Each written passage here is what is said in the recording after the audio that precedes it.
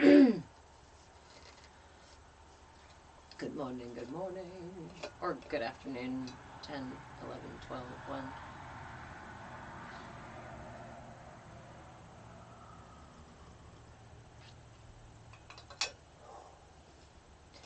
Extra strong coffee this morning. Welcome in, everyone. I'm here 1 minute early, but we will hang out for at least 5 to give people a moment to filter in. The outside world is busy today. I wish I had better sound buffered, but I don't.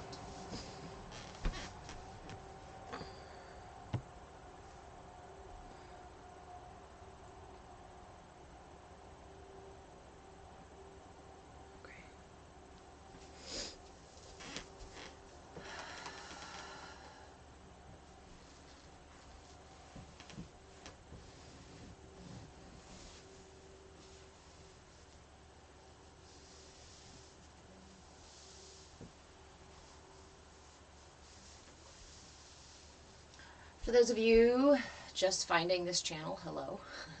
My name is Reverend Deborah. I'm an interfaith minister, movement facilitator, and your Shennanigans shaman. And this is Tiny Yoga. Tiny Yoga is a 30-minute gentle flow for everybody and every space. All you need is a place to put your butt. You don't even need a fancy chair. You can use the side of your bed. You can use a park bench if you're out in the world out there. Today we are going to go through a couple of different tools to improve the flow of energy through our systems, open up our respiratory system, balance out our solar and lunar energies. We're going to be learning a pranayama technique as well as a mudra. So grab your tea, grab your coffee, grab your friend, grab your chair, grab your ass, and sit down. Come hang out with me for 30 minutes.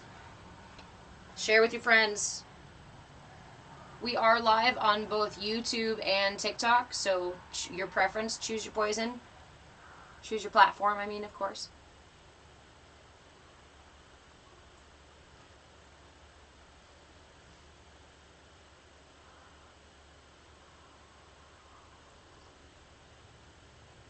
As always, replays for class. Replays for class are on YouTube.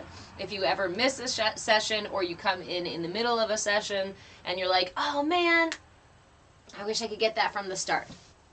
Over on YouTube, I am Move with Change on YouTube. I'm Move with Change on TikTok. I'm Move with Change on any platform that I am on. I'm the only Move with Change. If you find another Move with Change and it's not me, let me know.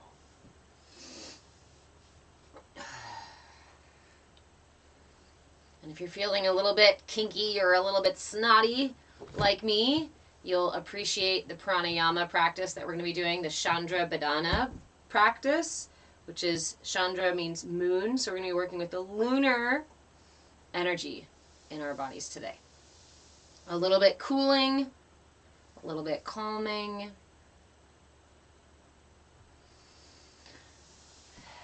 SJM, which mudra do I recommend for healing grief?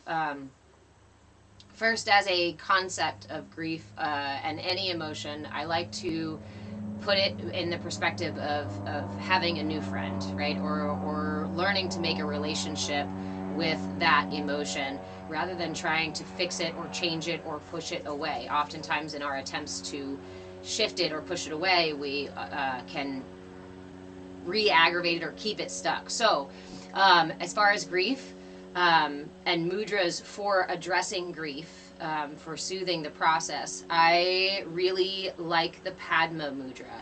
We did this one actually last week, I think. This one comes up often, especially in the wintertime. Hey, badass blind woman. So the Padma mudra is pretty simple. We just bring the sides of our pinkies, sides of the hands together, and then roll the thumbs around so the thumbs touch as well. So sides of pinkies, sides of thumbs. Keeping the other fingers open like a lotus, Padma, the lotus mudra. And then we just hold it right here in front of the heart. When we hold this mudra, I really love to visualize or just set the intention to receive source energy. And I like to imagine that it's water being poured down into this lotus, or rain being rained down on this lotus. And as it fills the lotus, it flows in through the heart chakra and out through the back chakra. It's a really pretty visual. If you're somebody who can visualize, awesome. If not, you can always just set the intention and feel for whatever sensations you are experiencing, right? A lot of times these practices, what we need to be doing is retraining the brain to notice the subtle energies that occur with these things. So again, that's Padma Mudra, bringing the sides of your thumbs and your pinkies together, touching the base of your hands, opening the rest for a flower, for a chalice here, to receive that source energy, resting it here at the heart, and then visualizing that energy coming in as water or rain, flowing in through the base of the lotus, into the heart chakra, and out the back. The back of the heart chakra is directly behind the front. And I always like the visual of this waterfall coming down the back of the back chakra and down my spine, and releasing whatever it is that's ready to be let go of, right? Grief is a relationship. Grief is a way we learn to carry ourselves for the rest of our lives, right? It may not always be something that we ever heal completely. And so instead of, pushing it away or trying to remove it, I really just like trying to soothe it, right? Offer it the same kind of self-care that I would want, or I want when I'm feeling sad. And so you're very welcome.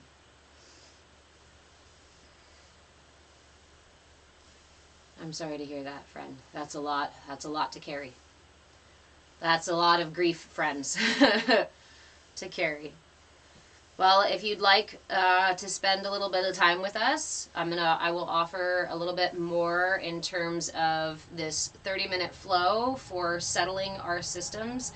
I will be offering a pranayama technique for calming our parasympathetic nervous system and balancing the lunar energy, the resting the yin energy in our systems, which is where grief sits as well. So this will help clear out excess energy that's ready to go. And then we will also, I will also offer a mudra. Thank you, friend. This mudra this week is one for balancing the solar and lunar energies in our body, in the whole body. So, good morning, Booty Dudes. Hey, Andrew, how are you? Welcome in, everybody.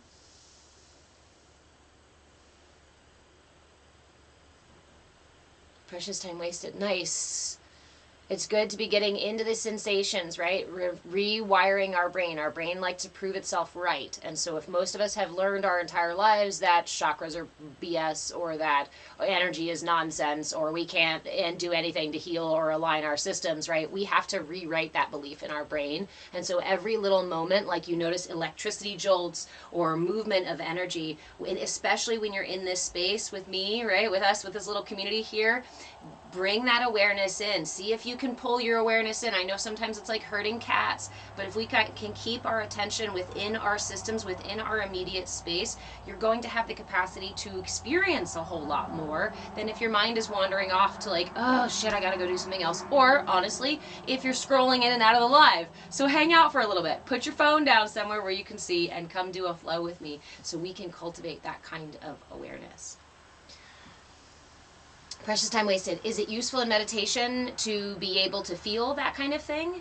I don't know if I would call it particularly useful, except it's useful to have the awareness of that kind of thing. When we engage in meditation, I believe that it's important not to set a goal of, I want this specific outcome. I want meditation to look this exact way. I want it to feel this exact way, because we can't always know what's going to happen during our meditations. In this space, we talk about 4 simple pillars, right? Four simple pieces of mindfulness, of meditation, that are the most important, right? These are your intention, your attention, curiosity, and willingness. Everything on top of that we receive or experience in meditation is a boon, is a gift, is unexpected, and we can be grateful for it. But if we go in being like, I need my mind to go totally silent, otherwise I'm not meditating, well, you just cut yourself off at the knees. Like, you won't reach it quite as easily, right? You're going to find and create struggle and strife within yourself. You're going to create a battle within yourself trying to reach this particular desired outcome, which is why we talk about detachment, why we let go of the attachment to it being a certain way and instead show up with curiosity and willingness. Good morning, Red Mama Yeti. How are you? But meditation is a personal practice, right? The more you sit with it, the more it will resonate within you. And we don't start at this level in anything, even if you've been meditating for years. I had meditated for years until I finally reached a threshold where I was able to not push myself past a point, but let go, surrender to where the meditation was taking me, right? It's very different to, I force this versus receiving something. And I promise you, if you practice this receiving piece, you will receive. It may receive things that are quite unexpected as well. Okay, it is 10:10. Should we flip the hourglass? Class is only 30 minutes, and that's an hour-long hourglass. So we'll flip it. You got to be here for when the hour is up, okay? It'll be 11:11 for me.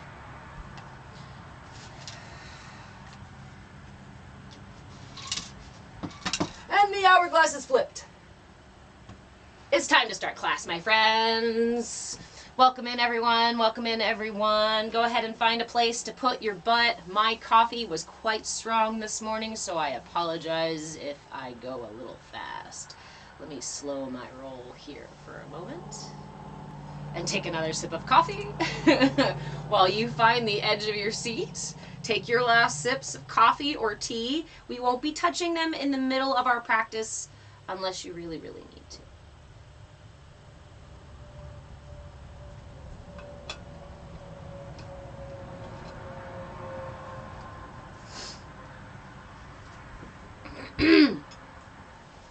Okay, you ready, my friends?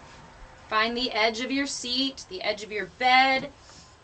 If you're in your car, you can turn your feet, flip your feet out the door. If you're in your office, push away from your desk just a little bit. Tell your boss you'll be back in 30 minutes. Go ahead and bring the knees to shoulder width apart. Stack the knees over the ankles. Find the edge of your seat. Just not so close that you're going to slip off, right? I don't want anybody telling me they busted their tailbone because they slipped off the edge of their seat. You are your own guru. You are in your body. You are in your space. So if you need modification, if you need to do something different, if you need to stay in a pose a little longer or move out of it a little sooner, that is your prerogative. It is, you are your own guru. I can only lead from here. So with that, let's bring our awareness down into our feet. Wiggle your toes. Roll the feet back and forth just a little bit, rolling out to the edge of the foot, back to the inside of the foot, the edges of the feet, and to the insides of the feet. Send all of your attention pressing ever so slightly into your heels and releasing. Just a slight movement here, pressing into the heels and releasing. Bringing all of your awareness to the balls of your feet beneath your toes, pressing into the balls of your feet and releasing. See if you can press into the balls of your feet without your heels lifting off the ground. This is just a small little press and release. Press and release. Press and release.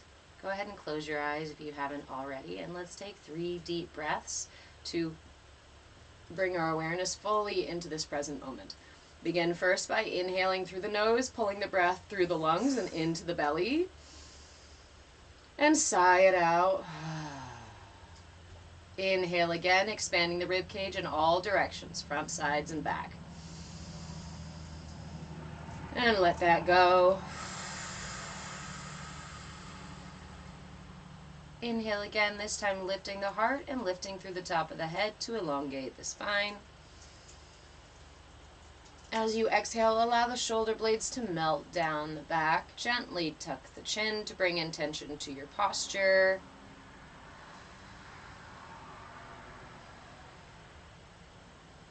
And then go ahead and drop your knees to one side and then to the other. Windshield wiper the knees back and forth. We're just warming up our body, saying hello to our muscles, to our joints, seeing where everybody's at this morning. Center, come back to center with the knees shoulder width apart, and then move into little hip lifts. This is, you can open your eyes or keep them closed as long as you'd like to. Little hip lifts. That's literally just lifting one butt cheek and the other off your seat. Pretend you're releasing a fart. Back and forth, back and forth, back and forth. Good morning, hips. Anybody notice any tension, anything stuck in the hips? We'll get to that here in a minute. Come back to neutral. Place the hands on the thighs, and we're going to move into cat-cow. We're going to go small at first, starting from the low belly. Inhale, send the belly button out. Tip the tailbone like you're going to wag your tail, but just focus on the low belly and tipping the hips forward. Lift the chin just a little tiny bit. Inhale and exhale. Tip the tailbone. Tuck the belly button. Pull the belly button in with this one. Exhale. Inhale forward a little bit bigger now. A little more of the belly. Lower rib cage forward. Lifting the chin a little more. Inhale. Exhale, tuck that belly button, tuck the tailbone, push back into the back. Inhale forward, this time getting the chest really into it, opening up the shoulders all the way through the tailbone. Inhale, exhale back. 3 more nice big full spine cat-cows. Inhale forward, chin up, chest out, tail up. Exhale, pushing back with the entire length of the spine. 2 more. Inhale forward. Exhale back. Last one. Inhale forward. And exhale back. Come to neutral. And then just with the chin now. Lifting the chin towards the ceiling. Inhale. Drop the chin towards the chest. Exhale. Inhale, chin up. Exhale, chin down. One more. Inhale, chin up. Exhale, chin down. Inhale, come to neutral. And just gaze over each shoulder. I'll let you go at your own pace. Inhale. Exhaling as you gaze over the shoulder. Inhaling back through center. And exhale to gaze over the other shoulder. Take your time, a couple times back and forth. Don't try to pop your neck. Just notice the quality of the movement. Say good morning to your neck. Thank it for holding up your big, thick head.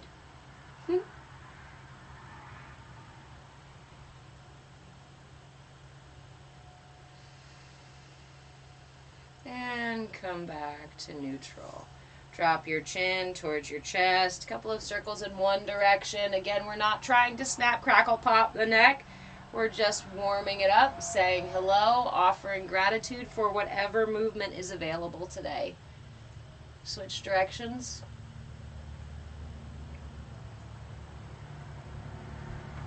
Keep those shoulders nice and relaxed.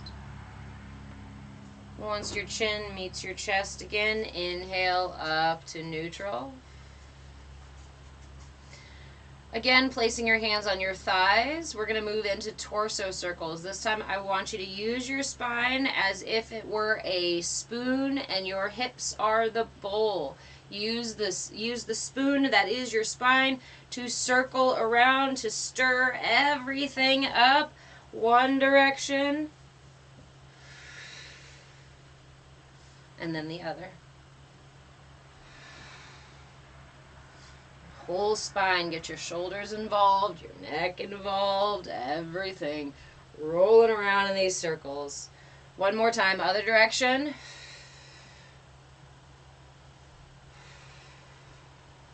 And switch.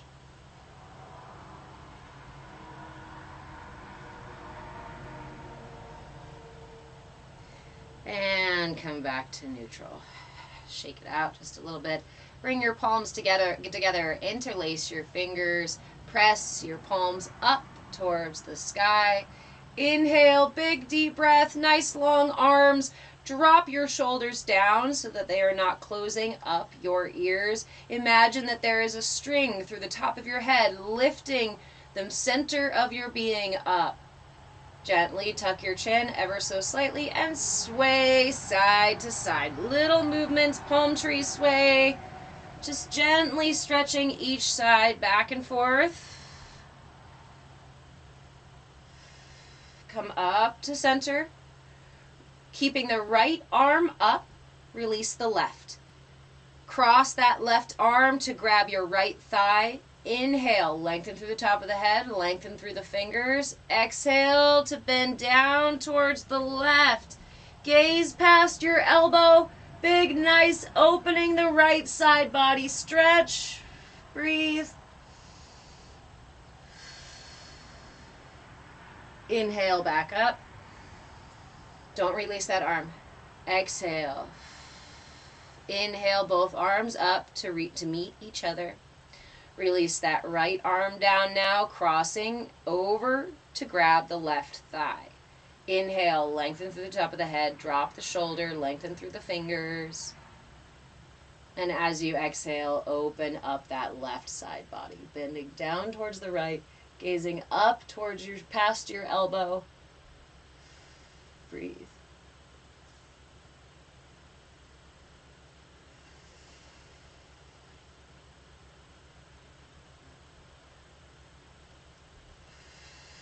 Inhale, back up.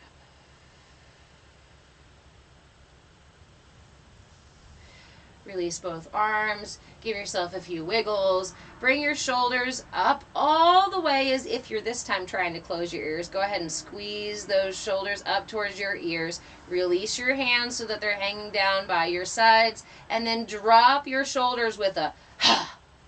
2 more. Inhale, pull them up. Big, tight squeeze. Release with a 1 more. Inhale, pull them all the way up. And let that shit go. Palms together at your heart. Inhale, lengthen through the spine. Gently tuck the chin. As you exhale, twist your torso to the left. Just twisting as far as you can. And then open the arms, placing the right hand on the outside of the left knee. Reaching that left arm to the back of your chair or your bed behind you, whatever is available back there. Inhale again, lengthen the spine. And exhale to gaze over that back shoulder. Take several deep breaths here. Staying conscious of your posture. Nice long spine. Keeping those knees squared towards the front. Allowing yourself to sink deeper into the twist with each exhale. Not by force, but by invitation.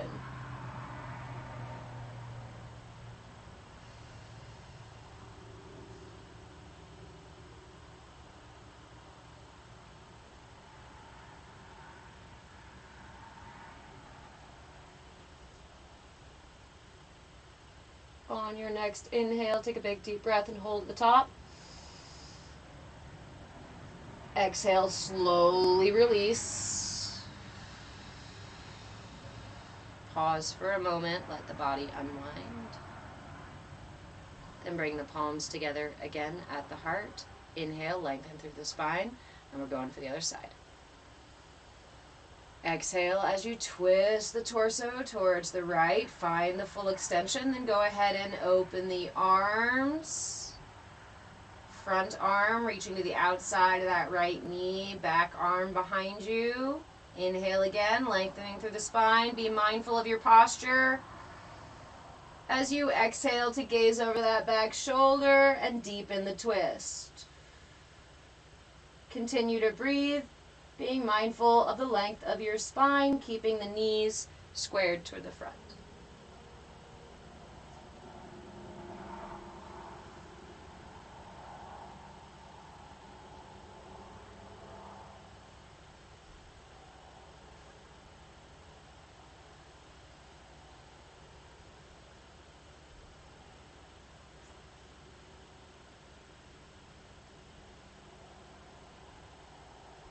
On your next inhale, hold the top.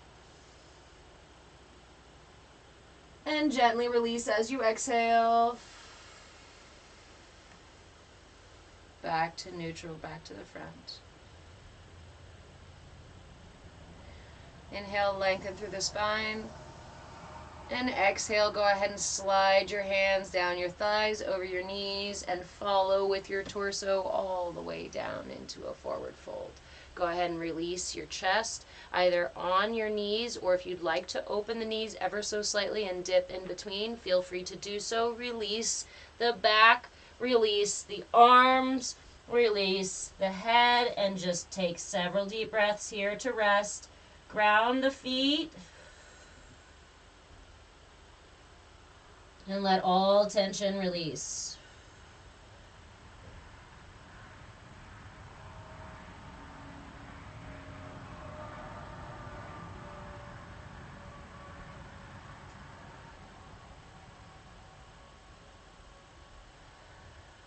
Take a few big deep breaths into the back, into the low back if you can reach it. Feel the breath expanding the low back, the back of the rib cage.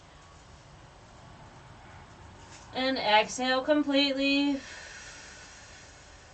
Couple more big deep breaths. See if you can pull the breath all the way into the low back and release any sciatic, any stuck nonsense back there.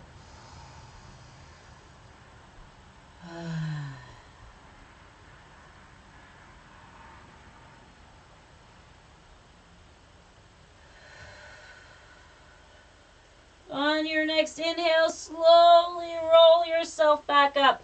See if you can stack one vertebra at a time.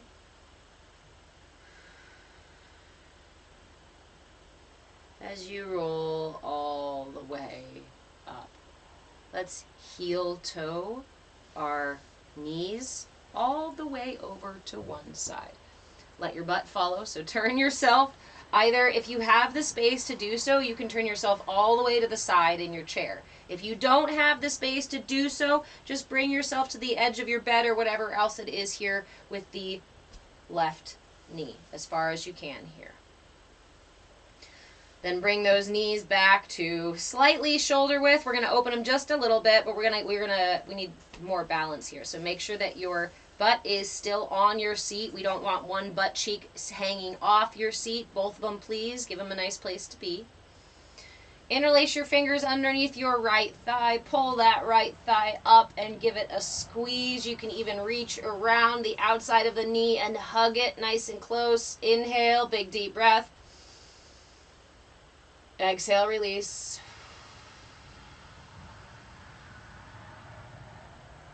Inhale again, and either grab a hold of your chair, grab a hold of your seat, or stretch your arm out in front of you, reaching out with your fingertips. And then take your right hand to grab your right toes, point those right toes, and tip that knee down towards the floor. Lean forward if you have it available for dancer pose, seated dancer. Pull that knee out behind you, reaching out with those fingertips or just holding onto your chair. Sorry, TikTok, I'm kind of off screen here. Lift that back knee, arch the back, lift the chin up towards the sky. Inhale and exhale, slowly release as you pull that knee all the way back up to the chest. Give it another hug. This time give it a kiss, thank it for all that it does, for remaining flexible and helping you be stable and all the good stuff that the knee does. Go ahead and release that right knee. And we're going to walk ourselves over to the left. Heel toe, heel toe, heel toe. Dancer pose on the other side. So, interlace your fingers underneath your left thigh. Pull that knee all the way up to the chest. Inhale, lengthen the spine. And exhale, squeeze that knee into the chest. Again, you can hug the knee if you'd like to. As you inhale, go ahead and release again the right arm either out in front of you or bracing yourself on your chair. Bring the left hand to grab the left toes, pointing the left foot. Drop that left knee as you open out into dancer pose. Reaching out in front of you or stabilizing yourself on your chair. Lifting with that back knee, arching the back, lift your chin. And exhale, pulling that knee slowly up, back to the chest. One more hug and a kiss. Thank you so much, Chandra. Do appreciate it. Go ahead and release down to the mat. Leave your right knee where it is. Heel toe, hey Brian, heel toe, that left knee open, all the way open for goddess pose. Find the front of your seat again, adjust as you need to. Hands together at the heart, toes facing forward. Inhale, lift the hands all the way up, little back bend. And as you exhale, keeping the arms lengthened out above you, above your head, exhale to tip at the hips. Go down into a forward fold. You can go as far as feels good to you. Release when your hands find something to hold on to. If you need another chair or a bed or a dresser to help with this, you can do this as well. You can also just release as far as feels appropriate with your elbow on your knees. Whatever works for you, find where you are in this moment. I'm going all the way down, releasing my chest toward the floor, kind of like half of a down dog here. Keep those arms lengthened out above your head, dropping your chest, keeping the shoulders away from the ears. Inhale, slowly roll up.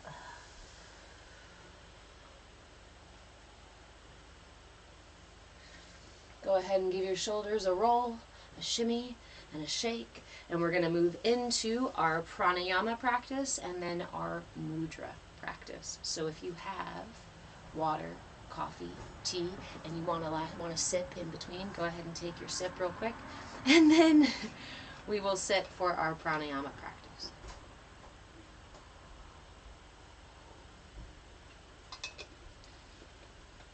You can stay seated in your chair with your feet on the floor. You can pull your knees, feet up for easy pose or for lotus. And we will do Chandra Bhedana. Sorry, stuttery today. Chandra Bhedana. So, Bhedana. Okay, the pronunciation. The emphasis on the wrong syllable when you haven't learned the language expertly. Okay, so this is it's called the moon piercing pranayama, and we breathe only through the left nostril. So everybody, those of you who have been here with me for a little while, you know that this month in February we are talking about the energy channels in the body, the central Sushumna energy channel, the minor energy channels, and the other channels for the elements in the body. So what this practice does is particularly address the lunar channel or the Ida Nadi, in the body. That's the left side. So we're going to use the traditional Vishnu mudra to do our pranayama. This is very simple. So last week we did Anulum Vilum, which is just alternate nostril breathing, back and forth. This week we're going to be doing the left moon piercing breath. Next week we're going to be doing the Surya or sun piercing breath.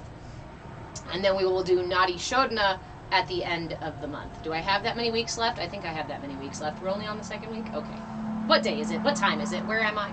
Okay, so to do this practice, to do this mudra, keep your pinky and your ring finger together, keep your thumb out, and just drop your index and your middle finger in towards the palm.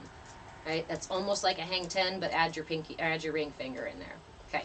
So you will use the right thumb to close the right nostril.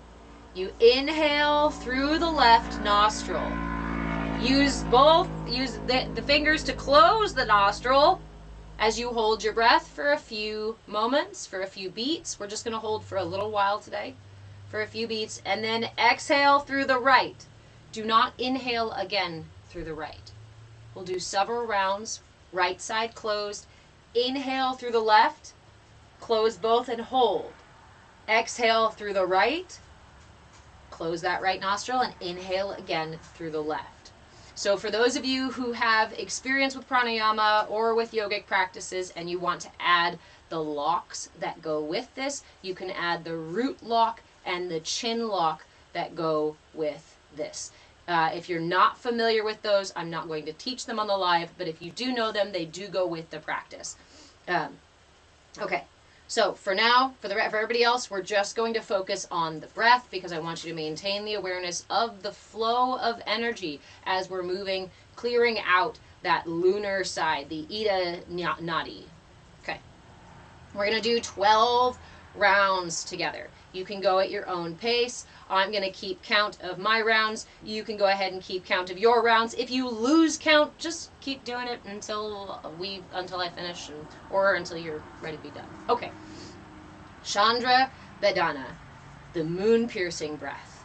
Vishnu Mudra. To do this, dropping your first 2 fingers into your palm, keeping your ring and pinky open and your thumb. Close that right nostril. Inhale through the left.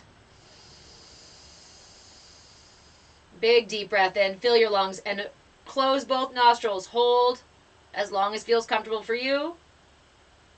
And then release through the right. Close the right. Inhale through the left. Go ahead and count at your own pace.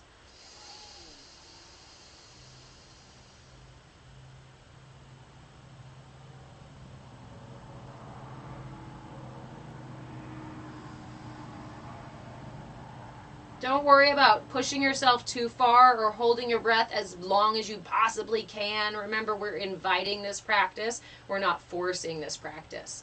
Closing the right nostril, inhaling through the left. Close them both and hold.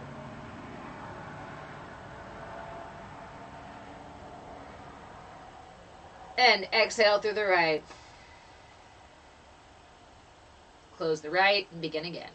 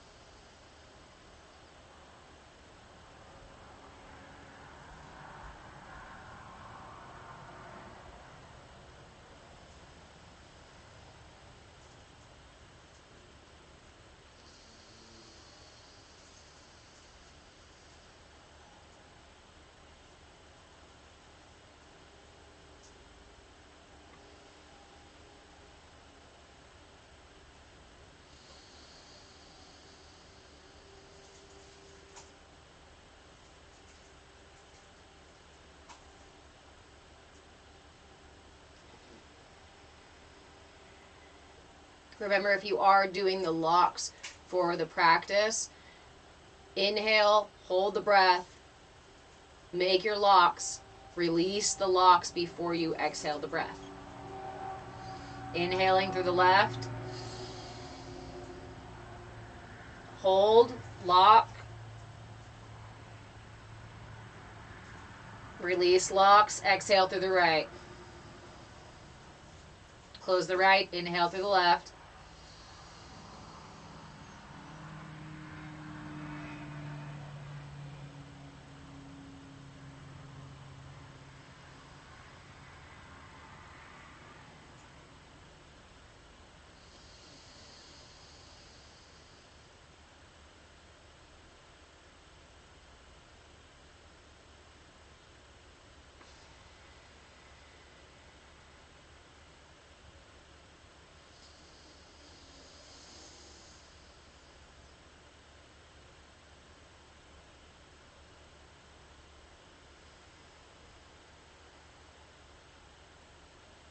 I think I'm at about 8 here, so go ahead and keep going until you get to 12.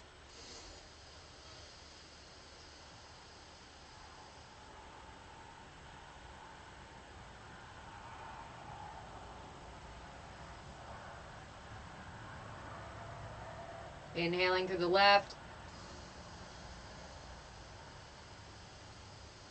Hold at the top.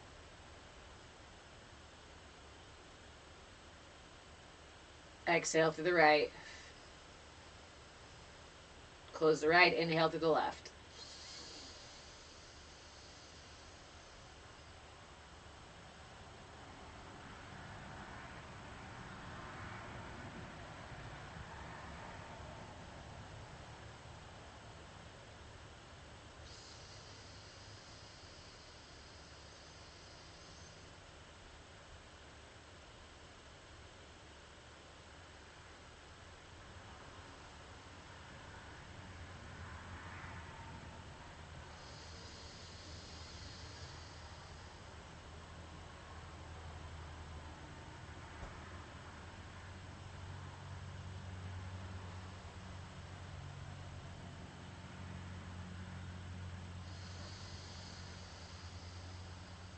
When you reach number 12, go ahead and hold your breath for as long as you possibly can on that hold.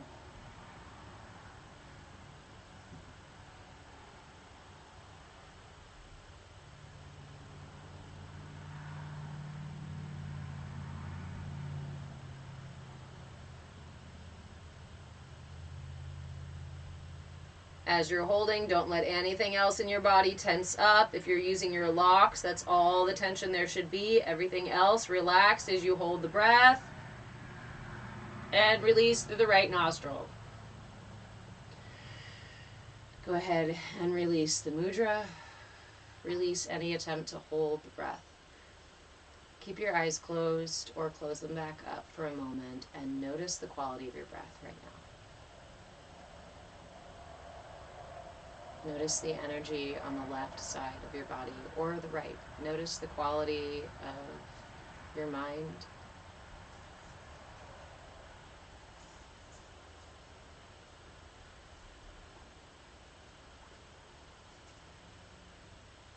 Notice any sensations you can perceive within your body, within your system.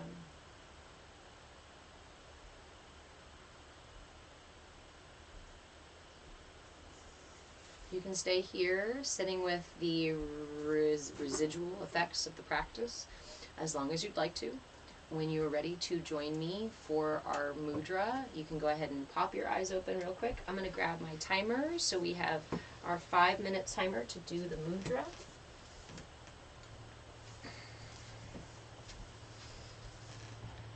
Can I see it from there? Let's see. Yes. Okay. So our mudra this week is the Chonmukha mudra. The Chonmukha mudra is done by gathering all the fingers up into the thumbs with both hands. And then we place the left hand on top facing down and the right hand on the bottom facing up and connect the two mudras.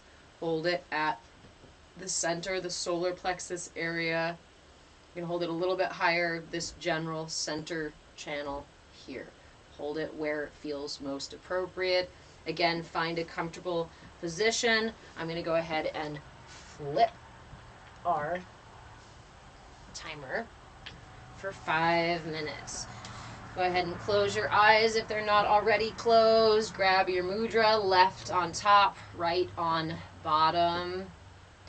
Holding it in front of your central energy channel, wherever feels appropriate for your shoulders.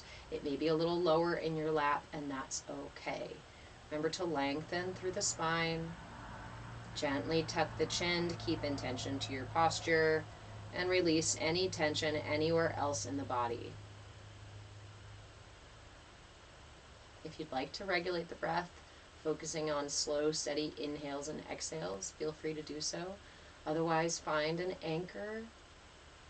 It can be the feeling of your heartbeat. It can be the connection between the two hands and the mudra. It can be the sound of your breath. And just rest your awareness on this point, on this anchor.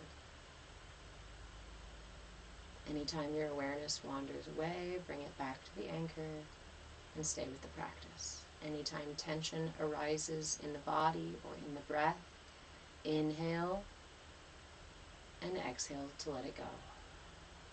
Nothing more, nothing less right now than our mudra.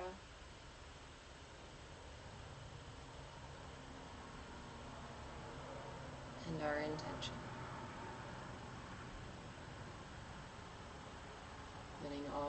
tension go.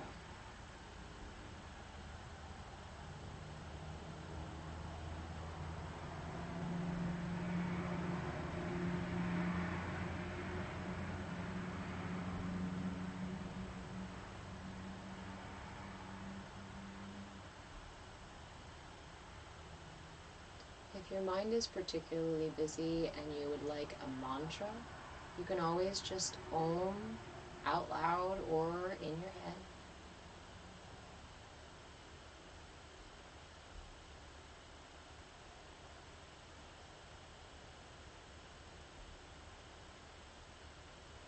If om doesn't feel comfortable for you, another way to focus the mind when it's very busy is to just repeat to yourself, I am breathing in as you inhale, and I am breathing out as you exhale. Allow the mind to focus on the breath, saying to yourself, I am breathing in, I am breathing out. With each breath, let everything else fall away, staying focused on that intention. On the breath, on the mudra, whatever is your anchor.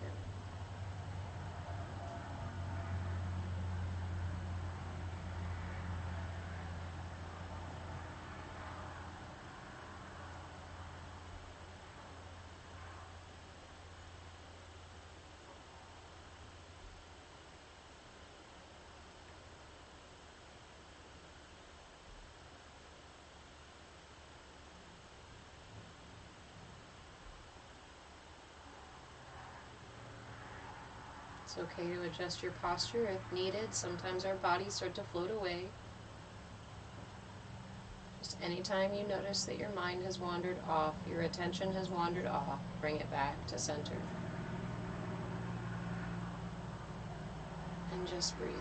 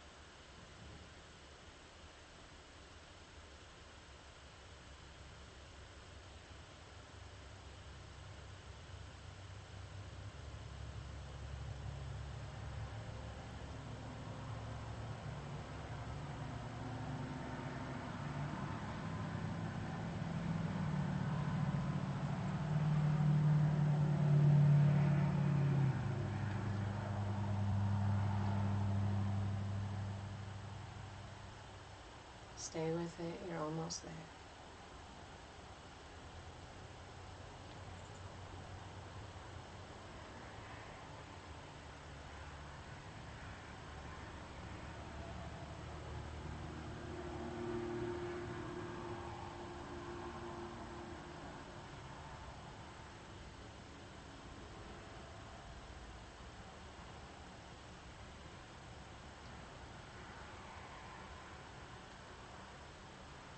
You can stay with this practice as long as you would like. Our 5 minutes are up, so if you'd like to close with me, go ahead and take a big deep breath in. And as you exhale, release the mudra. Bring your hands together, rubbing your palms to warm them. And bringing them either to prayer at your heart, or simply lay one over the other over your heart in gratitude for the practice, in gratitude for the opportunity to experience these mudras, these pranayamas, these tools. Gratitude for the prana that is always flowing through the path of least resistance to bring you to your highest good in every single moment. Offer gratitude to yourself for taking the time for self-care today. And thank you so much for joining me in this CAYA space where we can learn and grow and thrive together.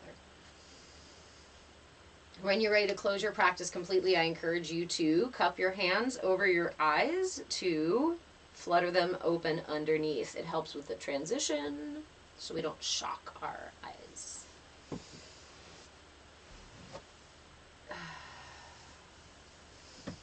Mossy, hi friend. You're very welcome. Ooh, Red Mama Yeti, your body felt super speedy at the start of meditation. Interesting. With the mudra meditation or the pranayama? Peace. Hi, I'm coming in now. Thank you, Mossy. My numerology and my astrology all say fantastic things about this year, so I'm hoping they actually come to fruition. Okay, so guess what? Today's Valentine's Day, isn't it? Yeah, it is. So I have I created this workshop last year, and it's in the shop. It is a partner, tantric partner breathing workshop. So if you have anybody who you'd like to experience a shared pranayama practice with them, one that does get quite close, so make sure this is somebody, it doesn't have to be a romantic partner, but make sure if it's a platonic partner, like they know what this practice is about. But it helps to balance, you know how we're working with balancing our lunar and solar energies in our bodies, right? We can do this with each other as well, as we choose one of us to be the solar and one of us to be the lunar energy and breathing together. So this is a workshop that I have available in my shop on patreon.com/movewithchange. It's $69. However, those of you who are in the Discord received a discount code for 50% off. And since there's only 8 of you in this room and maybe 3 of you over there, I'll give it to you guys again. That code, the discount for 50% off, is LOVE25. Love 25. Shh, don't tell anybody. See how many people actually heard that one. So, it is on the shop, patreon.com/movewithchange. Red Mama Yeti, you said the pranayama like you were running a race. Oh, wow. So, yeah, that's what I was wondering. If it was your lunar nadi, your Ida nadi felt like it was already zinging. This is really interesting, right? When we notice these things, when we do different practices, I would, if you have your journal or your inner light map, which is also available on my shop on Patreon, I would take a note of the time and your experience with that. Because for me, my left was very slow, sluggish, stuck. And that can often tell you, right, which nadi is dominant in that moment, or which one, right, the balance of your nadis. Your energy has a breath to it. Your nadis switch between the solar and lunar nadi about every 45 minutes. So if you do that practice again in about 45 minutes, I'd be curious to note if, well, I guess that practice, but if it's different, right? That's why I'm saying go get that inner light map, right? Or grab yourself a journal if you don't want to buy anything. It's just $5 in the shop, but if you don't want to buy anything, grab yourself a journal and keep track of these tools. Keep track of, yeah. My left eye actually feels really clear. I know that sounds funny, but like oftentimes when I wake up, right, I have a bit of just stuff in my eyes, unclear eyes, and my left eye feels fantastic right now. Badass Blind Woman, this mudra feels so good, and the Om made it even yummier. Yay! I'm glad you chose to Om.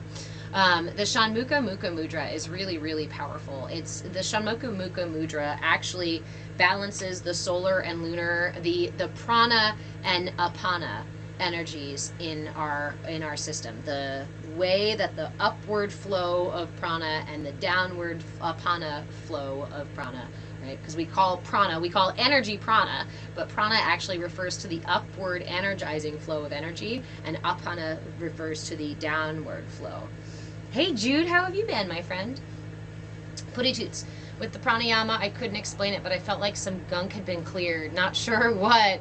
See, energetically, again, this is about retraining our brain. It's about rewiring our bodies, right? To realize that these things really are powerful and effective. You have the tools. You have the capacity to balance the solar and lunar energies in your body through simple pranayama practices. So next week, we're going to do Surya Bhedana, which is the other side. We'll practice with our right side instead of just the left.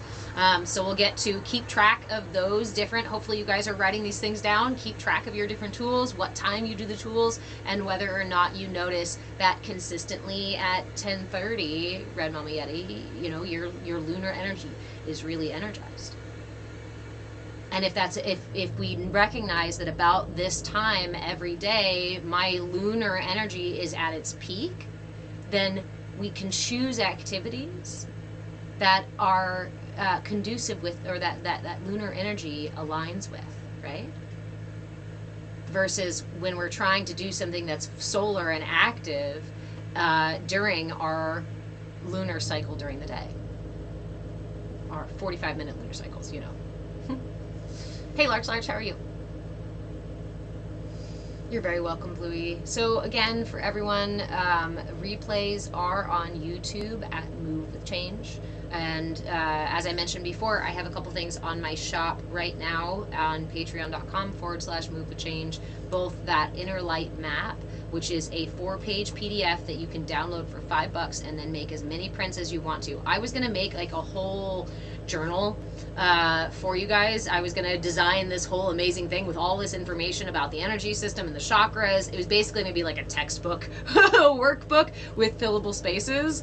But I realized I didn't want to then give you guys a big price tag, the proper price tag for a big project like that. And I figured easier to just give you a $5 downloadable 4-page PDF that you can print and reprint over and over and over and over again, or just fill out on your screen, what have you.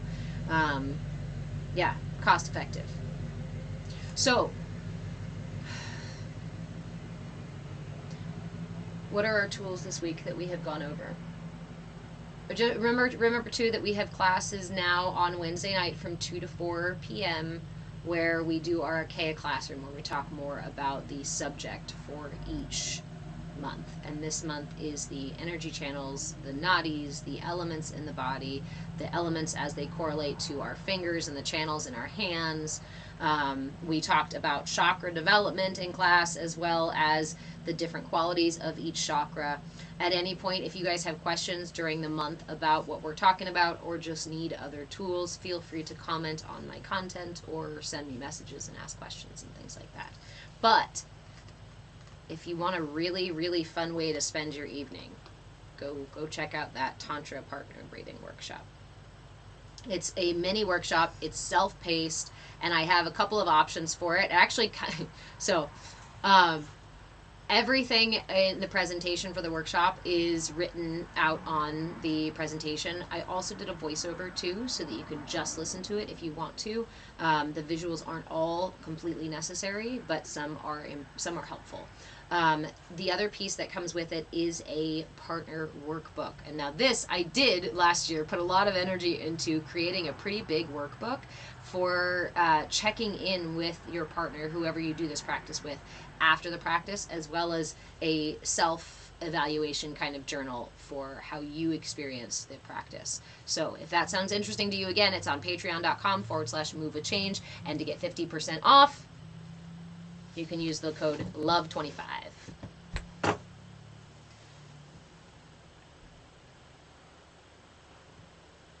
And that code, I think, is just for the weekend. So if you want to buy it for couples things, for friends things, for adventurous friends.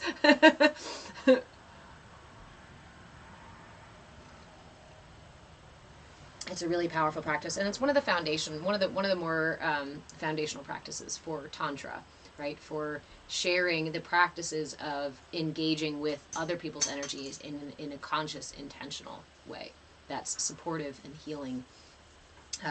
This is by far one of my favorite practices, the Tantra partner breathing practice, as it's so powerful. It is so, if you feel like on your own when you're working with stuff and energies and mudras and mantras, and you're like, I can't really feel energy, I'm not sure if I feel it or not, this is a practice where you will feel it. You will experience this practice. If you don't, reach out and tell me. I want to know about you, because you're an anomaly. Red Mama Yeti, I haven't been able to find those kind of friends. I know, right as soon as I said it, I was like, do I have friends like that are that adventurous? And I was like, yeah. I actually thought, I figured Red Mama Yeti, I was like, I figured several people in here would probably totally do the practice with me. But you guys are so far. Actually, Red Mama Yeti, you're not. You're not far.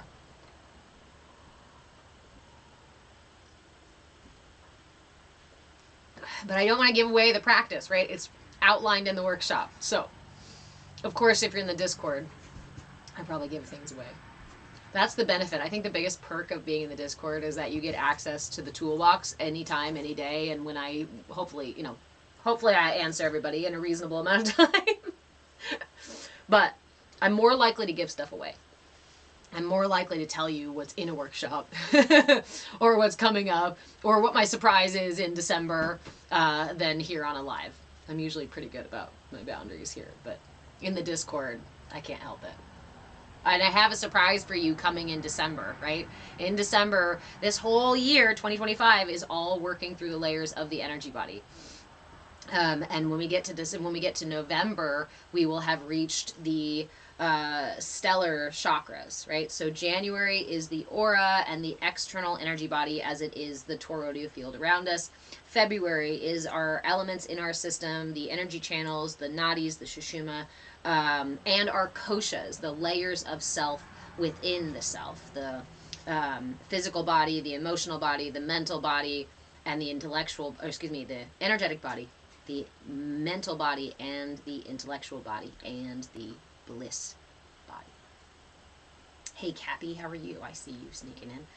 Red Mama Yeti, you like eye gazing practices? Some of my favorite, actually, one of my favorite practices, partner practices, beyond the tantric partner breathing practice, is laughter yoga and with eye gazing, right? The intention is to stare at each other intently and giggle, and usually we'll choose like one person to start the giggle, right, and then the other back and forth. And it is by far, like, it's one thing to practice laughter yoga on your own and make yourself laugh and feel like a psycho being like ha ha ha ha ha but it's another thing entirely to have somebody staring in your eyes going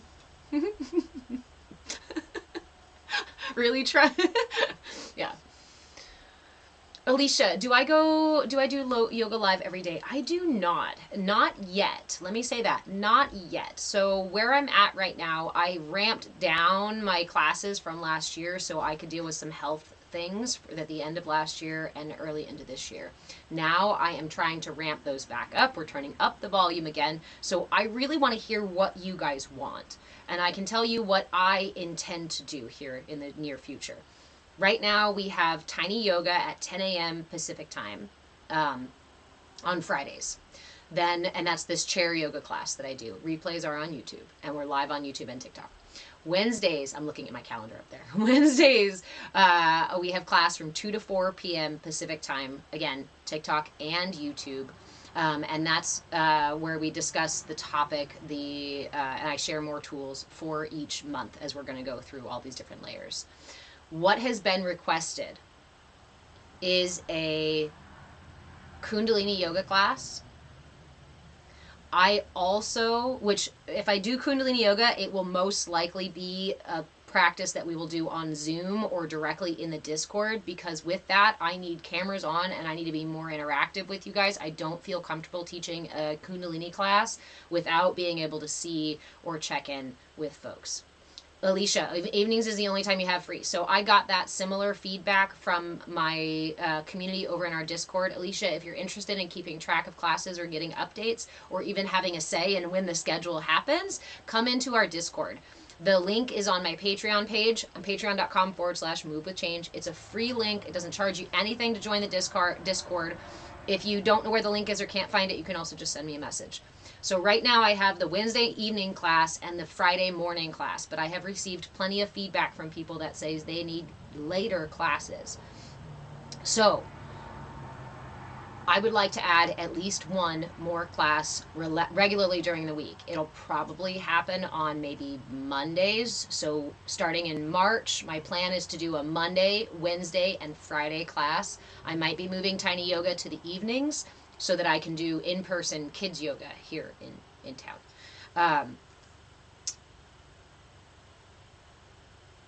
The other thing too is I also, every year, I also do a Kundalini Kriya. A Kundalini Kriya, a 40-day Kundalini Kriya. So these practices are daily, it's a daily practice, and this particular one I think is just a 3-minute practice.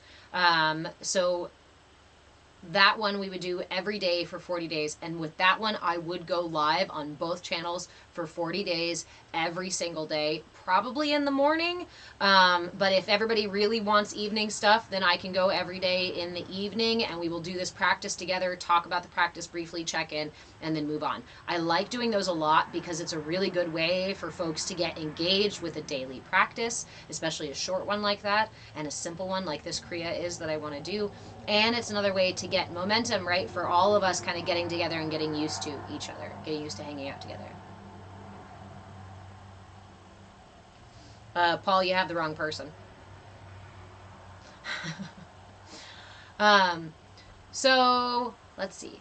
If you have requests for things, like if you want to learn more, if you like the mudras a lot and you want to learn more mudras, if you want to learn more pranayama,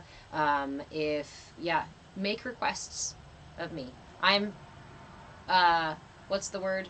What's the thing? Human design. I'm just learning about human design. Apparently my authority in human design is to respond. And when I first learned about this, I was like, what the heck does that mean? And essentially, I guess, how I understand it is that I do best when I am asked for something, right? Of something. Something is asked of me. So here's the thing. I went to college for 12 plus years, plus several certifications, all to study human development and wellness across the lifespan.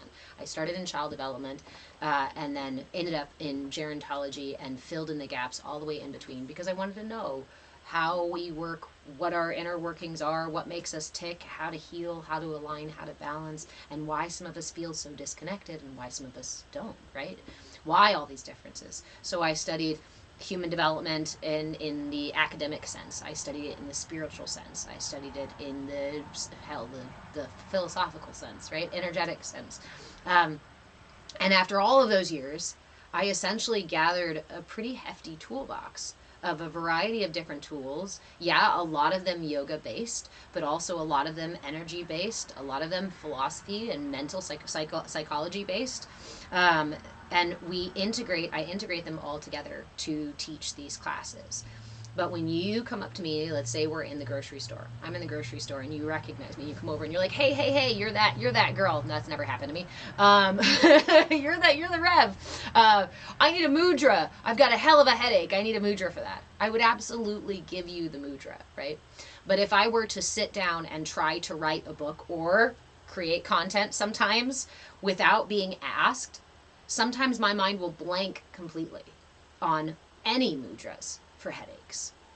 It's often when I'm asked that it's like I have these little pirates in there who are like, here's the tools. Here's what they asked for. Because I have tried to sit down and write a textbook. I have tried to sit down and write a workshop. I have tried to sit down and write an entire certification course on how to do some of the things that I do or what my business used to be, which was a full circle doula. I would come into people's lives and I would assist them hands-on with all of these tools and knowledge to move through transitions in their life, whether it be a birth, whether it be a death, whether it be a change of jobs or a change in relationships or things like that, or a move. So that was a long ramble. I apologize if that was totally off topic, but now we're back here. Hi. So, Alicia, you say you've never done yoga before, but you'd like to start. Were you here for class, the chair yoga class? If you enjoyed that class, like I said, I do have replays over on YouTube, so you can go on YouTube and you can go look into the different classes that I have there. If folks are interested in a full asana mat practice, a full mat practice, I can also do that kind of class too. But you guys got to tell me what you need. You guys got to tell me what you want. Come into the Discord and tell me what you want. Or comment on my content, right? And ask me questions. So, what are our tools again for this week? Our tools for this week for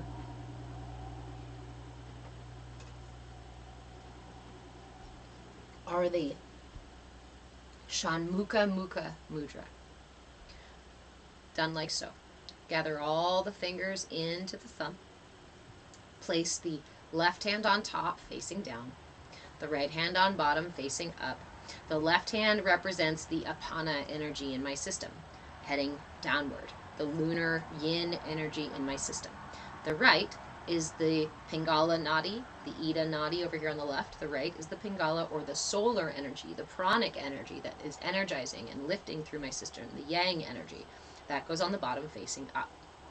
The Chonmukha mukha mudra balances the apana and the pranic energy in the system. It also gathers all the fingers to touch. These are all the elements coming together, touching as well. So this is balancing to all the elements in your system. And then it's balancing to the solar and lunar, the yin and the yang energy in our systems. It helps to calm the mind as well, right? Because anytime we receive balance in our energy system or in our body, it relieves tension. It relaxes tension in the system.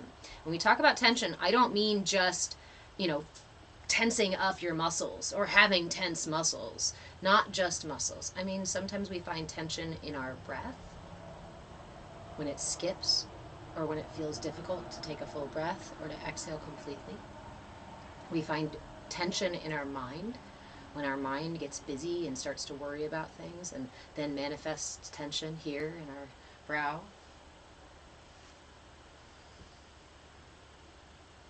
We can find tension in our spirit, right? When we're just kind of restless. All these things are our systems wiggling around balance. I always like to say, right, when you stand on one foot and you try to find balance, what is your body doing? But tiny muscular tense and release, tense and release, tense and release to try to find center. But as soon as you find that balanced center, what you notice is that tension releases, leaving only intention. Because you're still standing up, you're still on one foot, right? You're not just a blob on the floor. You're not all loosey-goosey. So when we don't have any tension in our system, what remains? Intention. So even when we hold our mudras, we come together.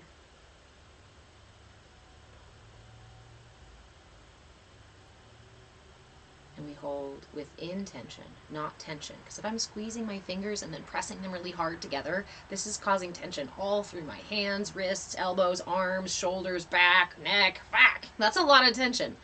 Let that shit go. We can show up with intention, not tension. Leave the tension at the door. You still feel a speed up with the mudra too.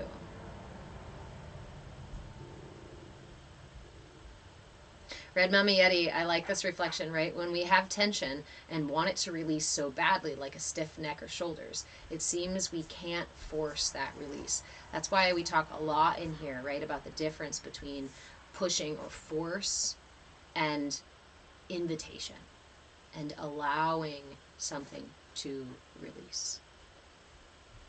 Those of you who've been in here for a while know that I have chronic shoulder, neck, and whatever issues that I am currently finding balance for. The most subtle adjustments are the most effective, right? Some years ago, I was doing this constantly, and it's taken me several years and lots of days of mindfulness and just noticing it every time and dropping it back down. Not forcing it back down, not pulling my shoulders back and going opposite, right? Sometimes when we try to heal something, we see ourselves in this position, so we go full swing the other way and do a tension the other way. That's not balance, right? So in terms of tension in the neck and things, right? We know this subtle practice of when you notice tension, go ahead and give yourself a little bit of wiggle. Take a deep breath in. And notice the way the breath lifts the heart, leading with the heart. Exhale, keeping the heart forward.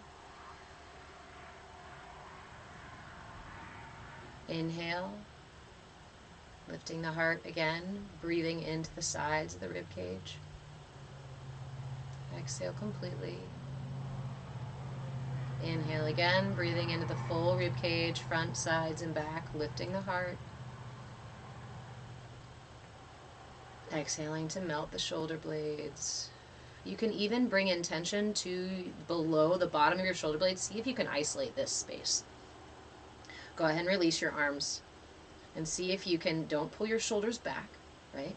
Just lift with your heart and ever so slightly find the muscles just below your shoulder blades and give them a little tug down. Not with your arms, not anything else but your intention.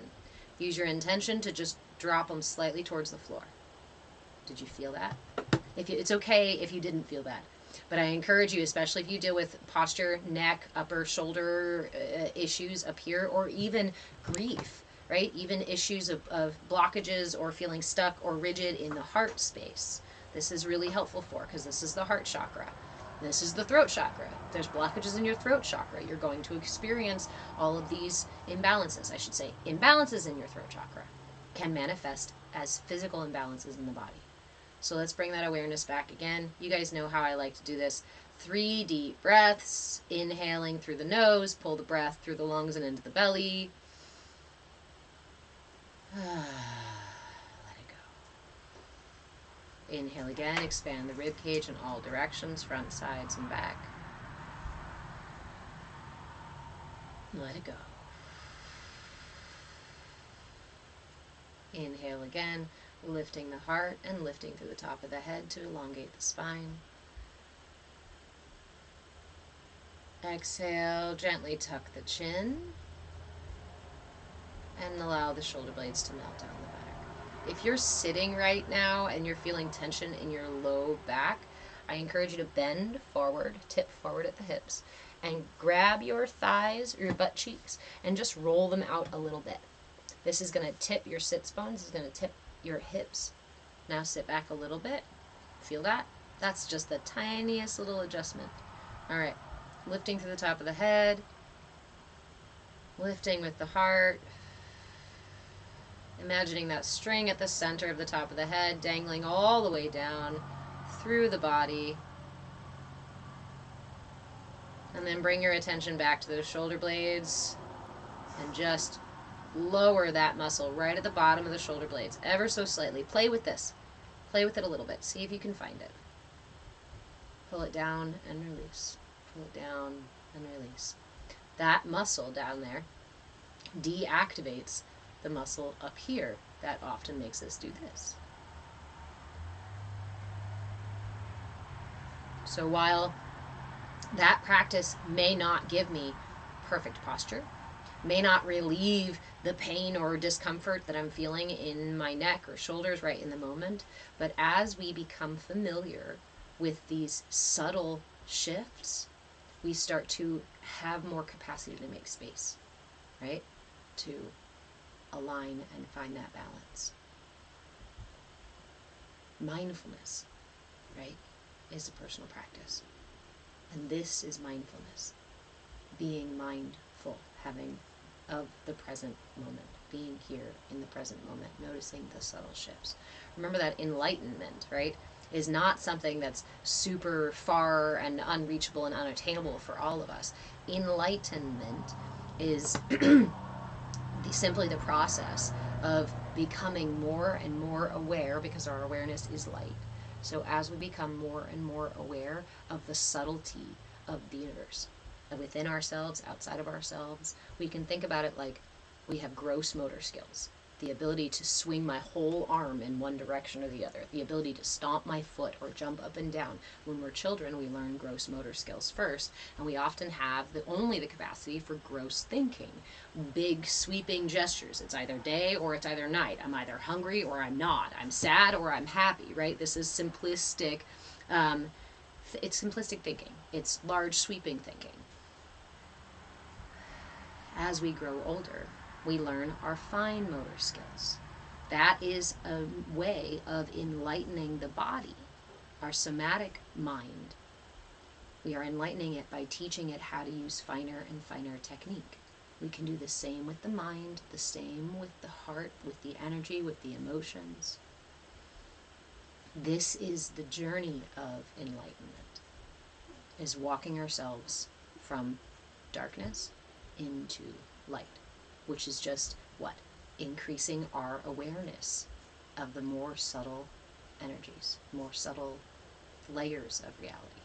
It's not just day or night, there's actually evening, right, and dusk, and there's that moment right as the sun hits the mountain range, right? That's different. We have all these different layers as we learn these things, as we explore our inner and outer reality.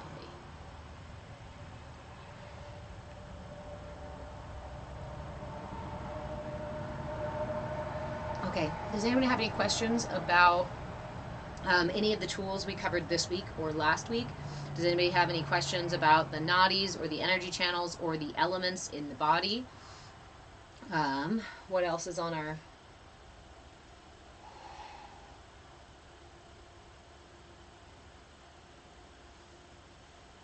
All of our pranayama techniques this month are not alternate nostril breathing. It's different versions of alternate nostril breathing. So like I said, last week we did Anulom Vilom, which is to use the same mudra, the same Vishnu mudra. Close the right nostril, inhale through the right, switch, closing the left nostril, exhale through the left. There's no holding the breath, there's no pauses in there, and you inhale through one, exhale through the other. Inhale through that one, exhale through the other. Inhale, exhale, inhale, exhale. So you switch sides on the exhale.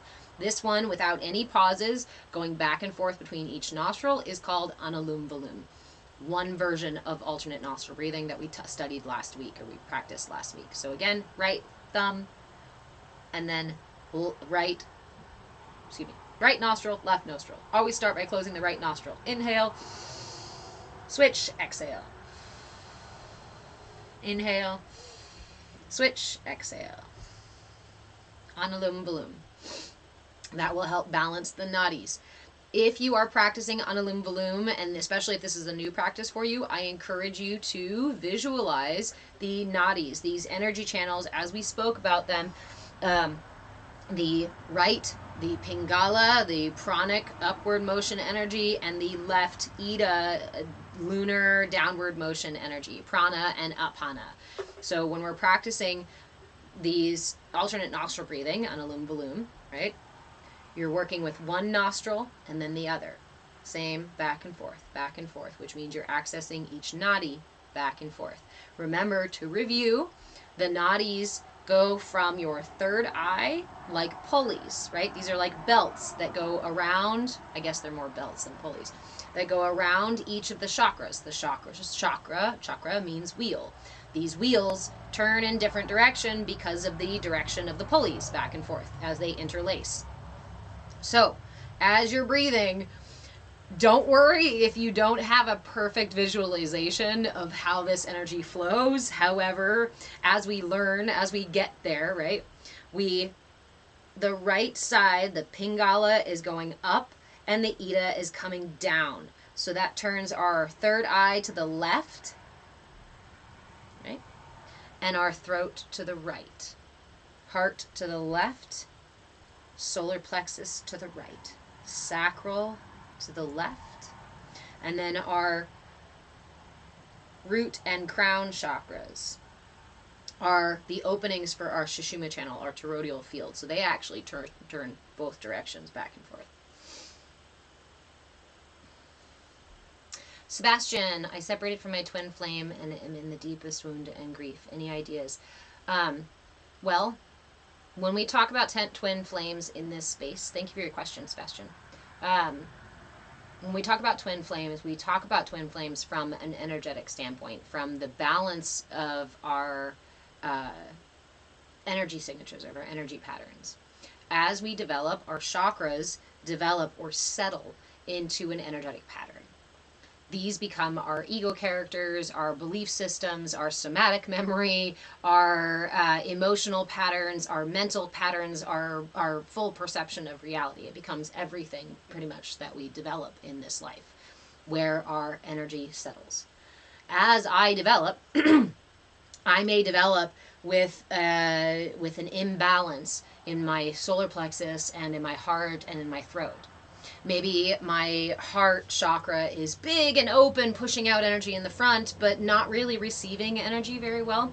Maybe my solar plexus is a little bit deficient because I was taught to just shut up and sit down and be quiet and not be too loud and not, that kind of stuff.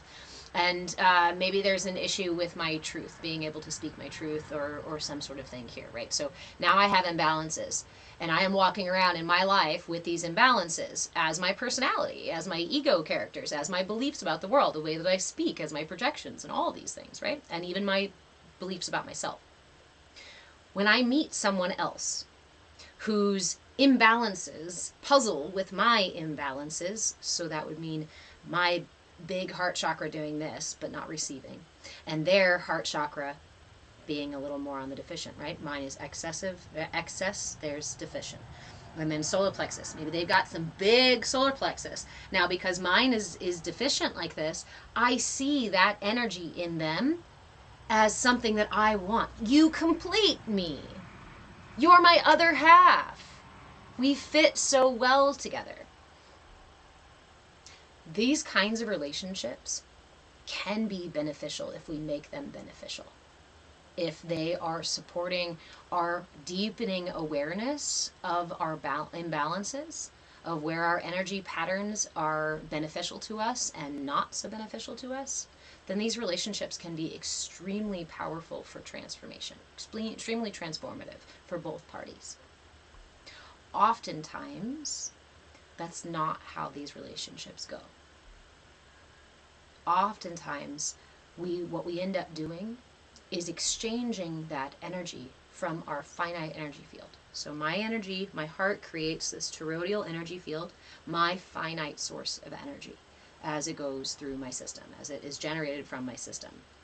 If we are not sufficiently or consistently connected and intentionally connected to the solar and lunar energies of the universe, right? And our channel for receiving that energy is not quite as open, then we are often interacting by using our own finite field of energy. So we've got these twin flames here.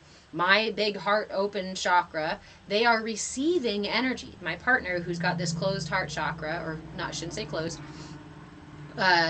tense heart chakra, contracted heart chakra, there's the word I want. They're going to be receiving energy from my expanded extra heart chakra. Is this a good thing? It can feel good. Is it sustainable? No. It's not sustainable. And so oftentimes twin flames break apart because ultimately it's taxing our system. You're not supposed to be using your finite energy to provide to other people, and they're not supposed to be taking your finite energy to provide for themselves. The many times I have been in relationships, unconsciously in relationships, choosing people who had this big excessive solar plexus when mine felt deficient, I was absolutely taking energy from them so that I felt safer and more balanced. Is there something wrong with that? No, I'm not going to say there's something wrong with it. All of us humans are doing it. We all are interacting with each other's energy fields. The question is how much are we relying on that source of energy for our balance? So the question is, are you in grief because you lost the source of energy that you were balancing yourself with?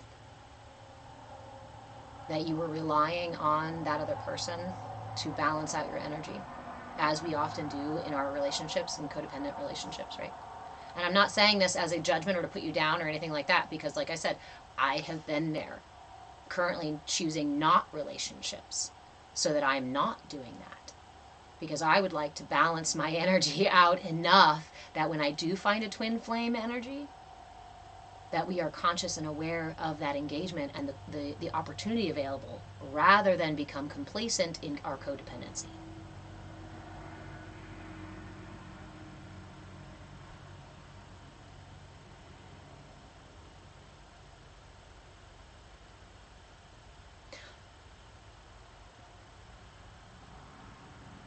So,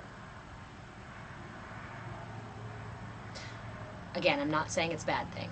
And as we learn and grow, I don't want you to use this as a, oh no, I shouldn't be in a relationship at all because I'm worried about taking energy. Don't drop what's good in your life. But if you feel an imbalance in your relationship, take note of where your energy is balanced and not, because we are both interacting, right? Energetically. It takes two to tango. One person is not the only culprit for any kind of relationship. Our energies are interacting. Where can we take responsibility for ourselves? And where can we put our hat back on? I always say that if you hang your hat of happiness on someone else, something temporal, right, something you can't control, then your happiness will always be out of your hands. And I've done it. I've hung my sense of security on other people. I've hung my happiness on other people. I've hung my sense of self-love and self-esteem on jobs and material things. But guess what? All of those things are finite. All of those things ebb and flow through our lives, and we can't control other people, truly. We can't control shit that happens in the universe, and that perfect car that you were so attached to for your self-esteem got in a car accident. What are you going to do? Now is your self-esteem completely crumbled? Oops. This is why mindfulness. Because with mindfulness, what we are doing is walking circles, ever smaller circles, around a balanced, perpetual, infinite self. That centered, that inner captain, that truest version of self. And for most of us, we gotta find that because we've walked so far away from it, right? But this is the adventure. This is the gift. This is the journey. I get to fall in love with myself because I didn't love myself before, because I forgot how to love myself. I get to come home to myself because I fucking walked out on me. I get to heal because I felt broken. These are powerful experiences that I have the opportunity to now walk through because of all the things I want to be mad about or blame shit on, but it's because of the hardest things in my life that I have been pushed to grow, pushed to see through my own bullshit. Because ultimately,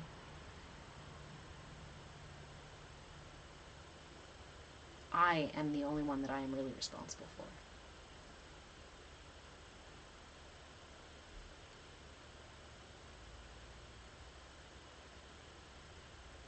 And in a world where we're taught codependency, encouraged codependency, at first breath, that can feel lonely.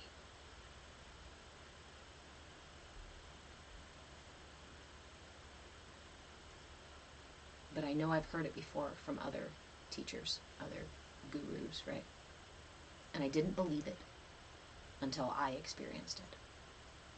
But there's a difference between lonely and alone. When we're lonely, we don't realize how many energies, how much support we have right here at home, within ourselves, within this connection to Source, within our alignment with the universe. But as we sink deeper and deeper and deeper, we get to that place of alone because we realize how much is available within us, and there's no longer a feeling of loneliness.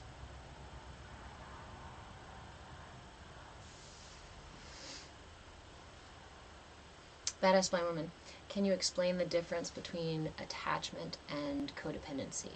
Is there a difference?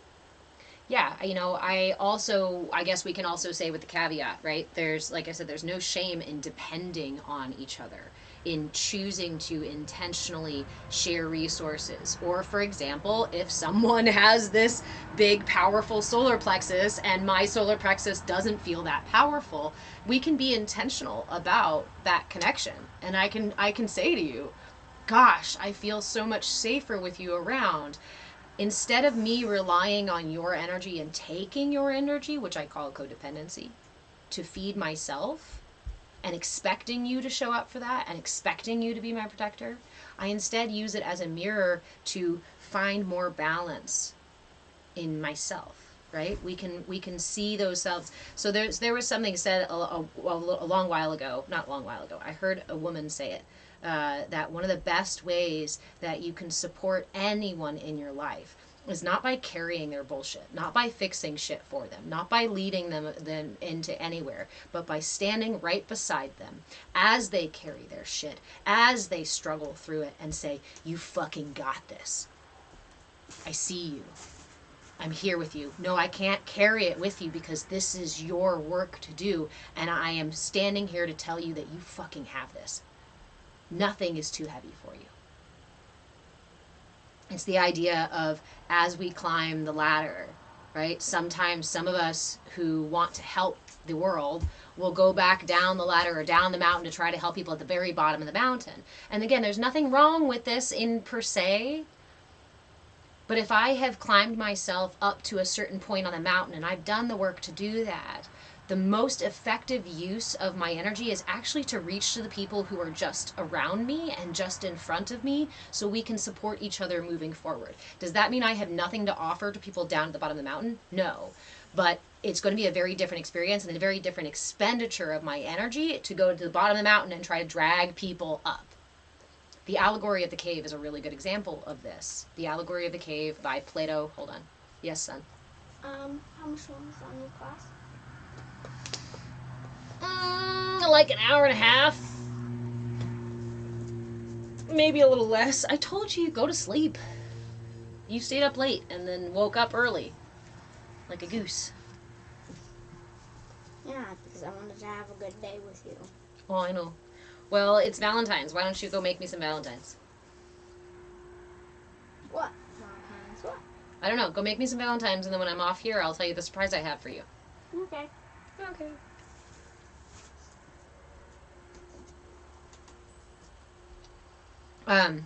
So, wait, before I go to Plato's Allegory of the Cave. Attachment and codependency. I think that's the big piece. Is, do I rely on someone else to provide me for something, to provide something for me without trying to fortify or cultivate it within myself? Or do I use the relationship as a means to strengthen and to lead myself towards that more whole, balanced state? To me, that's the big difference. We can become attached to people in our lives, and I don't see any problem with it. In fact, one of my favorite authors talks about it like these cords or these cables, right, that come from our heart and attach ourselves to other people and other things. Some of us create these really big, thick cords to things, and some of us are a little less attached and have these little thinner things. And some things we're just barely attached to, right? You can just wave your arm and walk away from it. And some things it's very, very, very hard to separate ourselves from. That is an energetic piece. And we know through, philosophy, this idea of attachment can keep us in patterns of holding. Attachment, holding, these things can cause tension. And if we're needing to find fluidity so we can flow with life, we need to learn to let go of our attachments to being in a certain spot with a certain person, looking a certain way, and these kinds of things, certain outcomes. That's down the river, right? I wouldn't worry so much about the esoteric non-attachment completely. And please don't use any of these ideas for like shaming yourself or guilting yourself, or especially not turning to yourself and your life and your partner and saying, oh God, I am fucking up, we have to break up and I have to change everything in my life. I have to try radical non-attachment. I don't encourage no pain, no gain tactics. Gentleness. Start with one task a day, being unattached to the outcome. Just experiment with it, right? One emotion a day, to be unattached to the outcome or needing to act out of that emotion or that trigger. Choose 5 minutes a day to be within yourself and just to listen what's going on. You can't force a peach seed to grow into a tree and bear fruit. And the more you do, the more you fuck with the growth of that tree, right? And that is that codependency or that attachment that pulls us out of balance.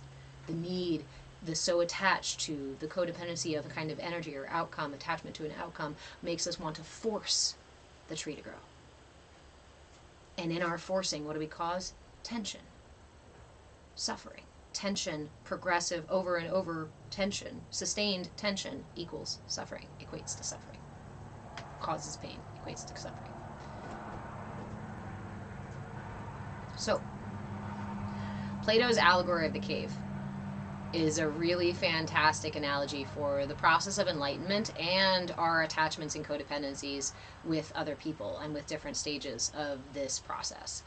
I guess it's Plato's allegory of the cave, yes. And if you haven't heard it elsewhere, I encourage you to check it out. There's actually a really cool little animation that someone did on YouTube.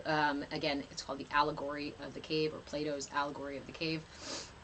And essentially the story goes that there is a cave, and there's an opening to the cave. There's some stairs coming down, a ramp coming down into the cave. There's a bridge in the center of the cave, and there's a fire here on the back side of the bridge by that opening. So you've got your opening, you come down to the cave, there's a nice little bridge, and there's a fire there. And then deeper down into the cave, you get to the back of the cave. And obviously the deepest, darkest part of the cave is that back of the cave. In this allegory, the people there that are at the back of the cave are essentially chained in place. They're stuck in place. They can't move their head very far side to side. They can't look behind them. They're on their knees facing towards that back wall. So what do they see on that back wall? Shadows, right? From this fire and the opening of the cave, there's light behind them, behind the bridge, behind the ramp, behind all these things. So all of these shadows of what's going on behind them play across the wall, the back wall of the cave. Attachment, codependency, is this reliance on the shadows? Is this bickering over what the shadows mean and who they are and all these things without having the full picture, without seeking any other information?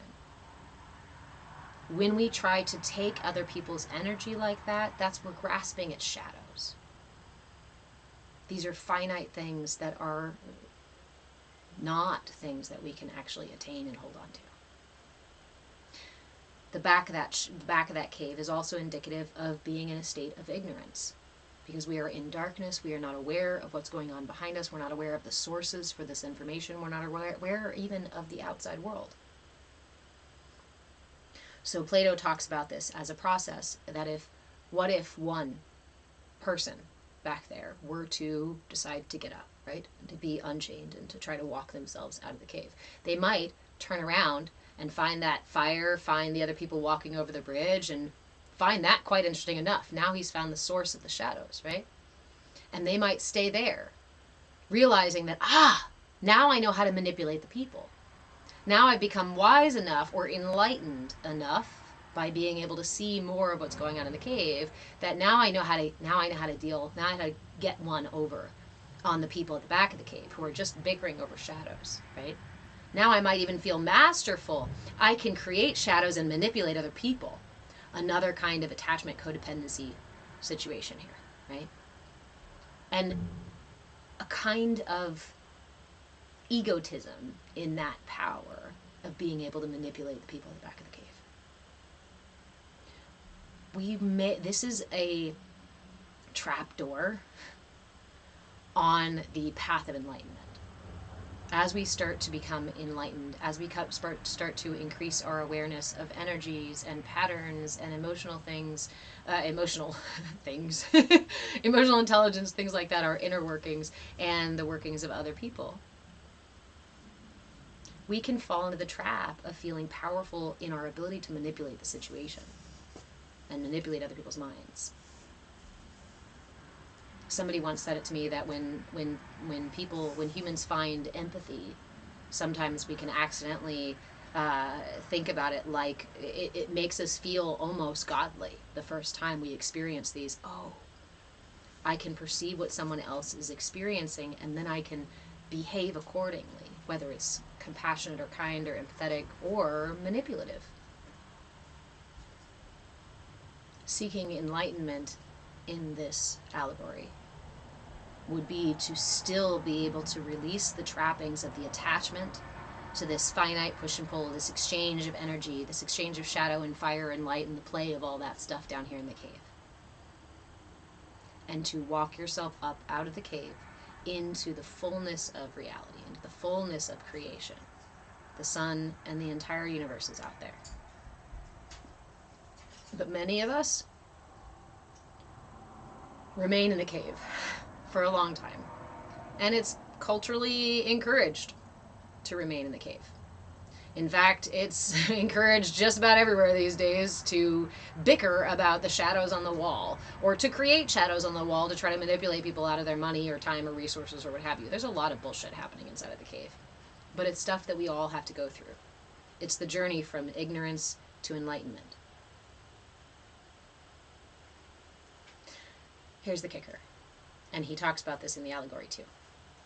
If someone who had reached the outside, and in their joy, in their excitement of what they've received, ran back into the cave and grabbed someone from the back of the cave who had only been in the darkness, only fighting the shadows, and dragged them up out into the bright fucking sun, the most likely experience is fear, pain, anger.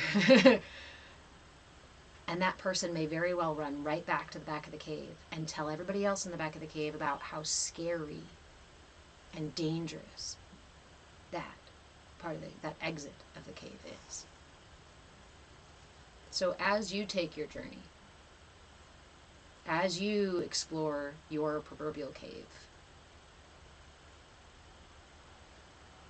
I encourage you to seek an attachment for other people's experience, and therefore not codependency.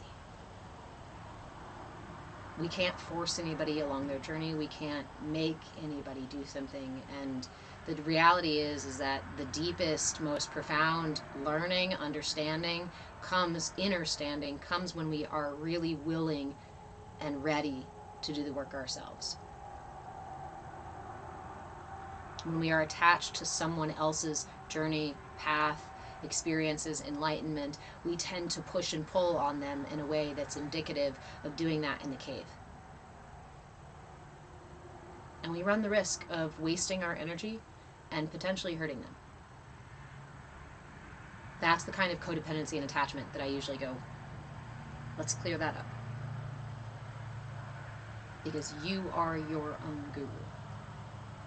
If you seek enlightenment or teachings or, expanding your awareness, and you go find the most guru of gurus, the highest, most masterful teacher, you go find that teacher and you sit with them day after day after day after day. But when they tell you to shift your awareness, to close your eyes and listen to your breath and shift all of your attention right in the middle of your belly button, no one can force you to do that. Your guru can't make you do that. We have to cultivate the inner guru who makes those decisions for us, who is the one within us who says, okay, attention, down in the belly button. If I want to start waking up earlier, right, make a change in my life, I can be codependent about it or attached to other people doing it for me. I'm going to get my partner to get me out of bed. I'm going to get my friend to show up every day and to drag me out of my bed to bring me to the gym, right? These are, no offense, my pirates were like, that's the annoying friend who says, I totally want to do this work, but I'm not going to do any of the effort to show up for it, and I expect you to pull me into it. We cultivate our inner guru because ultimately that's our inner source of strength. That's our ability to push through those hard moments, or to sit still in the fire when we really need to be with something. That's where we find our inner captain. That centered, balanced self I was talking about when we're making smaller and ever smaller circles around a centered, eternal self.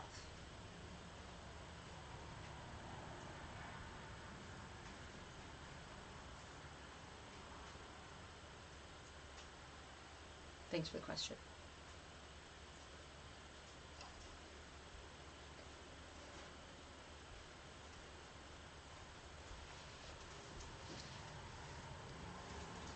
All right, my friends. Well,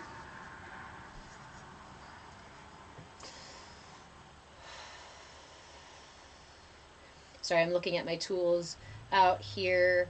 We have 2 more mudras to learn this month. Oh, that's what I was talking about. We were doing the pranayama. All of them will be alternate nostril breathing of some fashion this month. And then last week's mudra was the Anjali mudra. The Anjali mudra is essentially, right, it's this one. And there's a difference between namaskar, which is putting your hands together and kind of like a greeting, like a hello. It's more casual, sort of, hi, thanks, hello, yeah, great. Anjali mudra is a little bit different.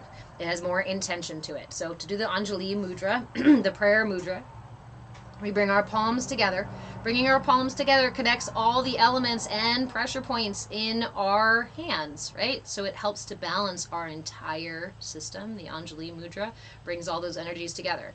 Now, the slight difference is that when you bring your thumbs to touch the sides of your hands, you don't just close them in.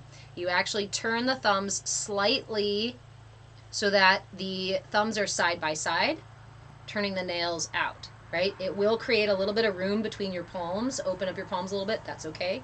This is the Anjali mudra hand position here. And then you anchor those thumbs onto your sternum. So when you hold the Anjali mudra, if you've ever seen somebody doing the mudra like this, and you're like, do I have to have my hands out, right? When I first was starting to do yoga, I always wondered, I was like, do I have to do it like this? Like, am I doing it right to do it like this? Or can I just go like this? What's the difference between this and this? This is namaskar.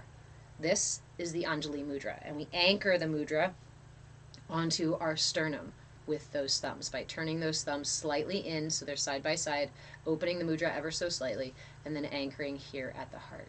You want to make sure that we relax the shoulders and lift the heart. Remember, just like we were doing with the posture before, long spine lifting through the top of your head. Gently tuck your chin to bring intention to your posture, and even pull back on those muscles we were talking about, the ones just below your shoulder blades. See if you can drop those down ever so slightly with intention. There we go. Anjali mudra.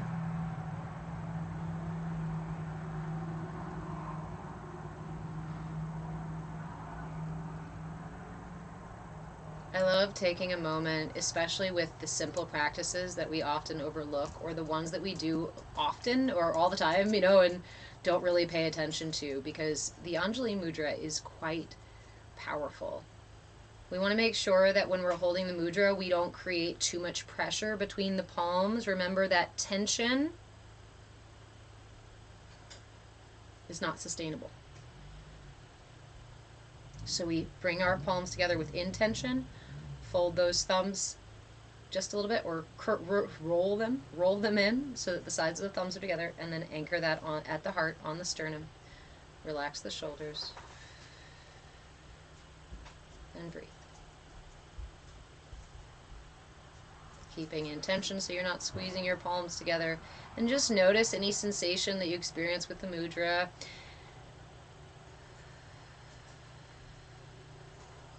This is the one we practiced last week, the Anjali mudra.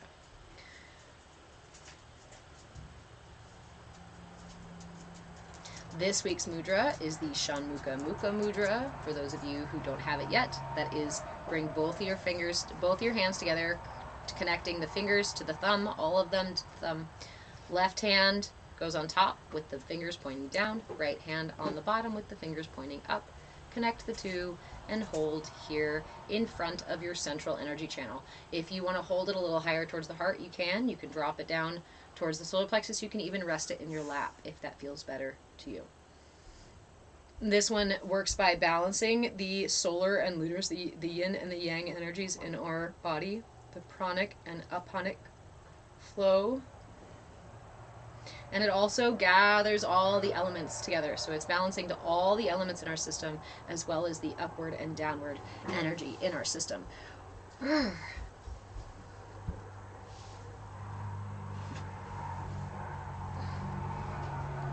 don't know where that came from. Okay.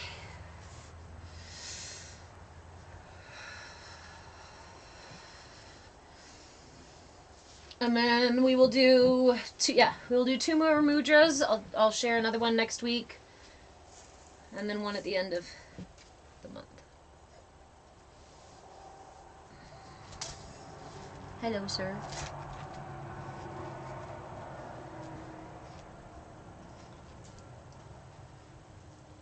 Hi.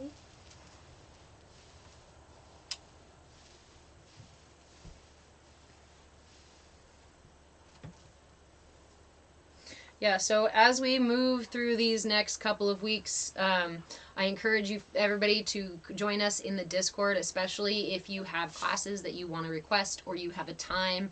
Let's say you know that Monday evenings or Wednesday evenings are the best for you and you would love a yoga class during that time, let me know. Come into our Discord and let me know. If you need a link for it, you can send me a message. Otherwise, you can find the link in my bio. There's a Patreon link in my bio, and you can find the free link to join our Discord there. Badass Blind Woman, thank you for the reminder. Yes. So keep an eye out. We are currently in the Nitya cycle from the full moon to the new moon. The cycle of the waning moon is a really good time to connect with that yin energy, that apanic energy in our systems, to connect with the Divine Mother. And if you are interested in joining me, I am currently doing a nightly practice, a nightly invocation to the Divine Mother energy, to the Kali Ma energy. And I've created really pretty content. I'm actually really excited about this one because it was really easy for me to create this content. You guys know I struggle sometimes with all the little details and what's it called? Decision paralysis with all the things I can do with the content now. So I've created, it's 15 nights. We started last night. You can always jump in. Typically you use one prayer per night. If you miss a night, I would do that previous prayer and then that night's as well. Or you can wait until the new moon, the night of the new moon, and say all 15 prayers at once. I will post a video on TikTok and on YouTube. I will keep them all in a folder on YouTube too, so that you can come back to those at another time, and you can do this every single cycle from the full moon to the new moon. It's a really good way to focus and on the connection to that yin energy, to that inward flow, downward flow of energy, coming into our, coming in down to the darkness, down to the root of the things. And then as we move from the new moon into the full moon, that is our toiling, harvesting, working towards the manifesting of everything that we harvest at the new moon, in full moon, excuse me, moons. So, your dance party was amazeballs, nice. Badass Blind Woman, and you were sharing, I think, some of your practice last night went really, really well, and somebody else commented on the content that I posted last night, asking if it worked if they fell asleep. She's like, how do I know if this works? Does it work if I fell asleep? That was intense. So the videos that I created, every video will have an explanation of why we do the practice, how to do the practice. There is a mudra that goes with it, and I explain how to do the mudra in that. There is an initial invocation, which just, invites the space, opens the space for the practice, and then each night we say a invocation for a different version of the Kali Ma energy. Yeah. And I put a 5-minute practice timer on each of the videos, so the sound loops okay, so you can listen to the video for longer if you'd like to, but the 5-minute timer is in every single video, so if you want to skip to the prayer in the video, I have it in there. So yeah, thank you for the reminder, friend. Once we finish this Nitya, Kali Nitya, I think March maybe, I might start doing a Kriya. I might start doing this Kriya that I wanted to share last year. We did another one last year, the Kriya for addiction. We did that one twice last year. So I think this year we're going to do the different one yeah, we're going to do a different one. Hi, sir. Hello. I love him, dog. Oh, also, it is Friday night, which means tonight we have our Watch and Weave party in the Discord. So, if you have any crafts, anything you're stitching, anything you're crocheting or knitting or anything else that you want to bring, or if you just want to watch what we're watching in the watch party, we are watching the CAYA.com series called Ancient Civilizations. And we're like episode 7, 8 now or something like that, right? I think we did 6 and 7 last week. Really great, really interesting information. I usually do 2 episodes back to back, and then we chat for a little bit, and then we replay them. So if you can't make it right at 4 o'clock Pacific time, I will replay them several times, and we usually hang out. I think last week we hung out quite late chatting after the episodes. CAYA.com does require a subscription, so I'm able to stream the stuff with my subscription. It's included in there. So some of these things I know you can find on YouTube elsewhere, and I do try to share the links if I can find them elsewhere, but this is a really nice opportunity to get access to some content that would otherwise cost you another monthly subscription to view. So I'm happy to share it. There's like 6 seasons of this particular thing. That is playing. Me too. We stayed up a little late. Little after party. So that's happening tonight at 4. But it is Valentine's Day, so I don't blame you if you don't show up. You got other things to do. But if you don't have other things to do, come spend your Valentine's Day with us.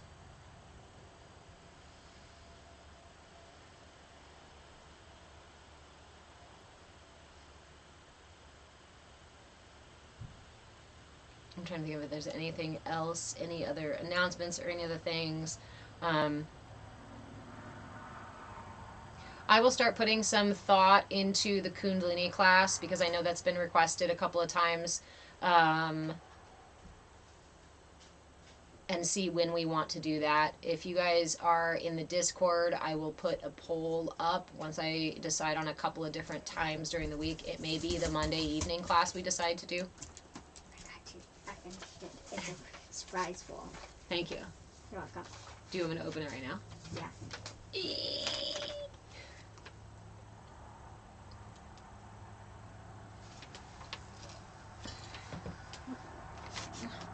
My son has recently been doing these things, which are super cute and super cool. He folds it over, and then when you open it up, can I show them when I open it? Yeah. Ta-da! There's something inside, and it's another heart. A couple layered on. Oh, I see that. I love, love, love, love, love, love, love, love, love, love, love, love, love you too. Thanks, son. And then I put a bunch of exclamation points because I love it. Because you really meant it? Yeah. Or because you were yelling it? Which one? I really meant it. Okay, okay. I like when you yell that you love me too, though. I Don't. love it. I was gonna say, don't actually yell. You bust people's eardrums. All right, my friends. If nobody has any other questions or any other topics that you want to cover, or let's see. Again, I know I have been slacking on making content, so I'm giving you guys as much as I can in the Wednesdays and the Friday classes. Juliana, we love you too. Thank you so much. So I'm trying to give as much information as I can in the Wednesday and Friday classes. That right now is in lieu of me posting a bunch of content. So if anybody has the time or the capacity to help me edit, remember that I am looking for folks to trade with me. I definitely need support in even just watching these replays and clipping the different pieces. So that we can repurpose them as content. This year, I realized that my main focus this year is going to be to gather a team of people who really want to work together on this. Ideally, I would like to create a nonprofit out of Move with Change so that I can actually get people paid. In the meantime, it's just me doing this because I feel like it's radically important. So here I am. So if anybody would like to support the work that I do, I greatly appreciate it, whether it be through offering your time and energy in terms of editing or moderating or even doing background tech support during my lives. I would deeply appreciate it. I also have memberships over on patreon.com/move with change. You can choose a donation level membership. You can choose the archive of replays membership. I do have I have more than a year now of replays over on YouTube. Not all of them are always available to the public. I usually close them off after a month or two, and everything else is in a membership, is available in a membership over on Patreon. I have a level of group coaching. I have a level of 3 levels of private coaching. One offers you 1 hour a month, or you can split it into 2 30-minute sessions, and then you also get access to group coaching. The other one is weekly coaching, hour-long coaching sessions, which you also get access to group coaching. So remember, if you do any level of membership on top of group coaching, you still get access to group coaching with your private coaching on top of it. And then I have a 40-day intensive. Before anybody purchases the 40-day, please reach out to me, because I'll have to make sure that it's timed around me doing my Kriya, for one, because the 40-day intensive is a daily coaching session of some kind or another, and you can mix and match. We can do a yoga class, a yoga flow one day. We can do just coaching the next day. I can offer herbal and nutritional consultation. Essentially, you have full access to my toolbox.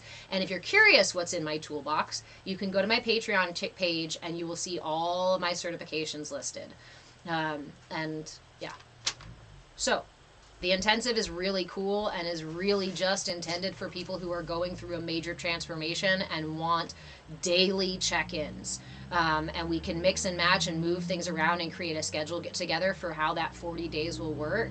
This is my replacement for what I used to do. I used to go into people's homes, into people's lives, and essentially move in or move onto the property with them, or move nearby to move them through a major transition in life, whether it be a birth or a death or a change in jobs or a change in relationship or other things like that happen. I used to do that hands-on.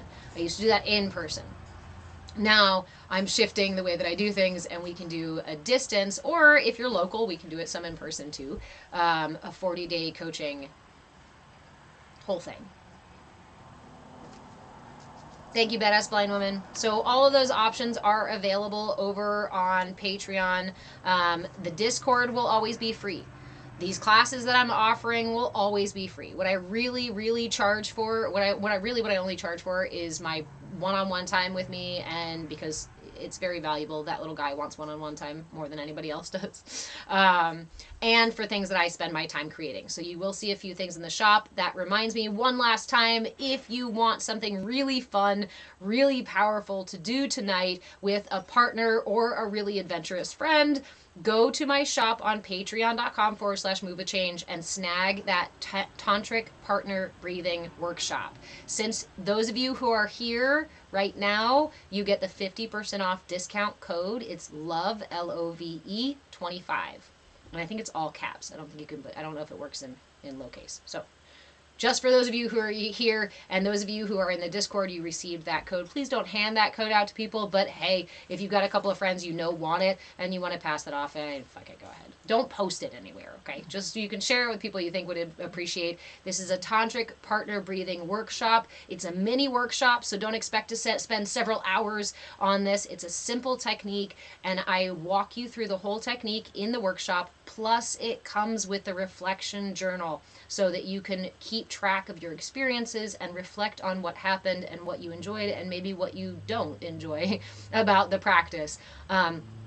Again, we've been talking all month about balancing our solar and lunar energies in the body, about the different flows of energy, and about the way that energy moves through our systems. What I really love about this practice is this amplifies the experience of that flow of energy.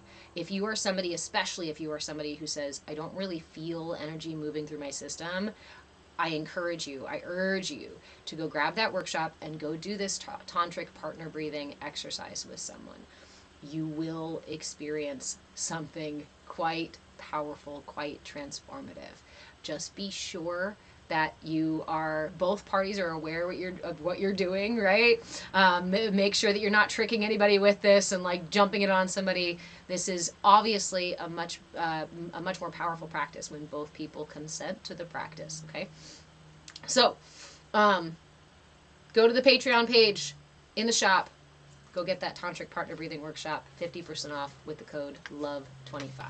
And enjoy your Valentine's Day, whether it be with friends, on your own, or not, I shouldn't say on your own, with the friends inside or the ones outside, with the partners and lovers inside or with ones outside. I love you all so much. If you have any other questions, if you have anything you want to chat about, come find me in the Discord, send me a message, ask questions on my content, especially over here on TikTok, because I can respond to you with video and I can answer your questions and offer tools in real time. I love you all so much. Thank you for your support. Thank you for your encouragement. Thank you for being fucking awesome and showing up to my class. And listening to me ramble on for several hours. I love it. What's the other thing? Replays are on YouTube. You're fucking amazing. That's all that's left. Okay. Enjoy your Friday, and I will see you at 4 o'clock in our Watch and Weave party in the Discord. Good night, YouTube.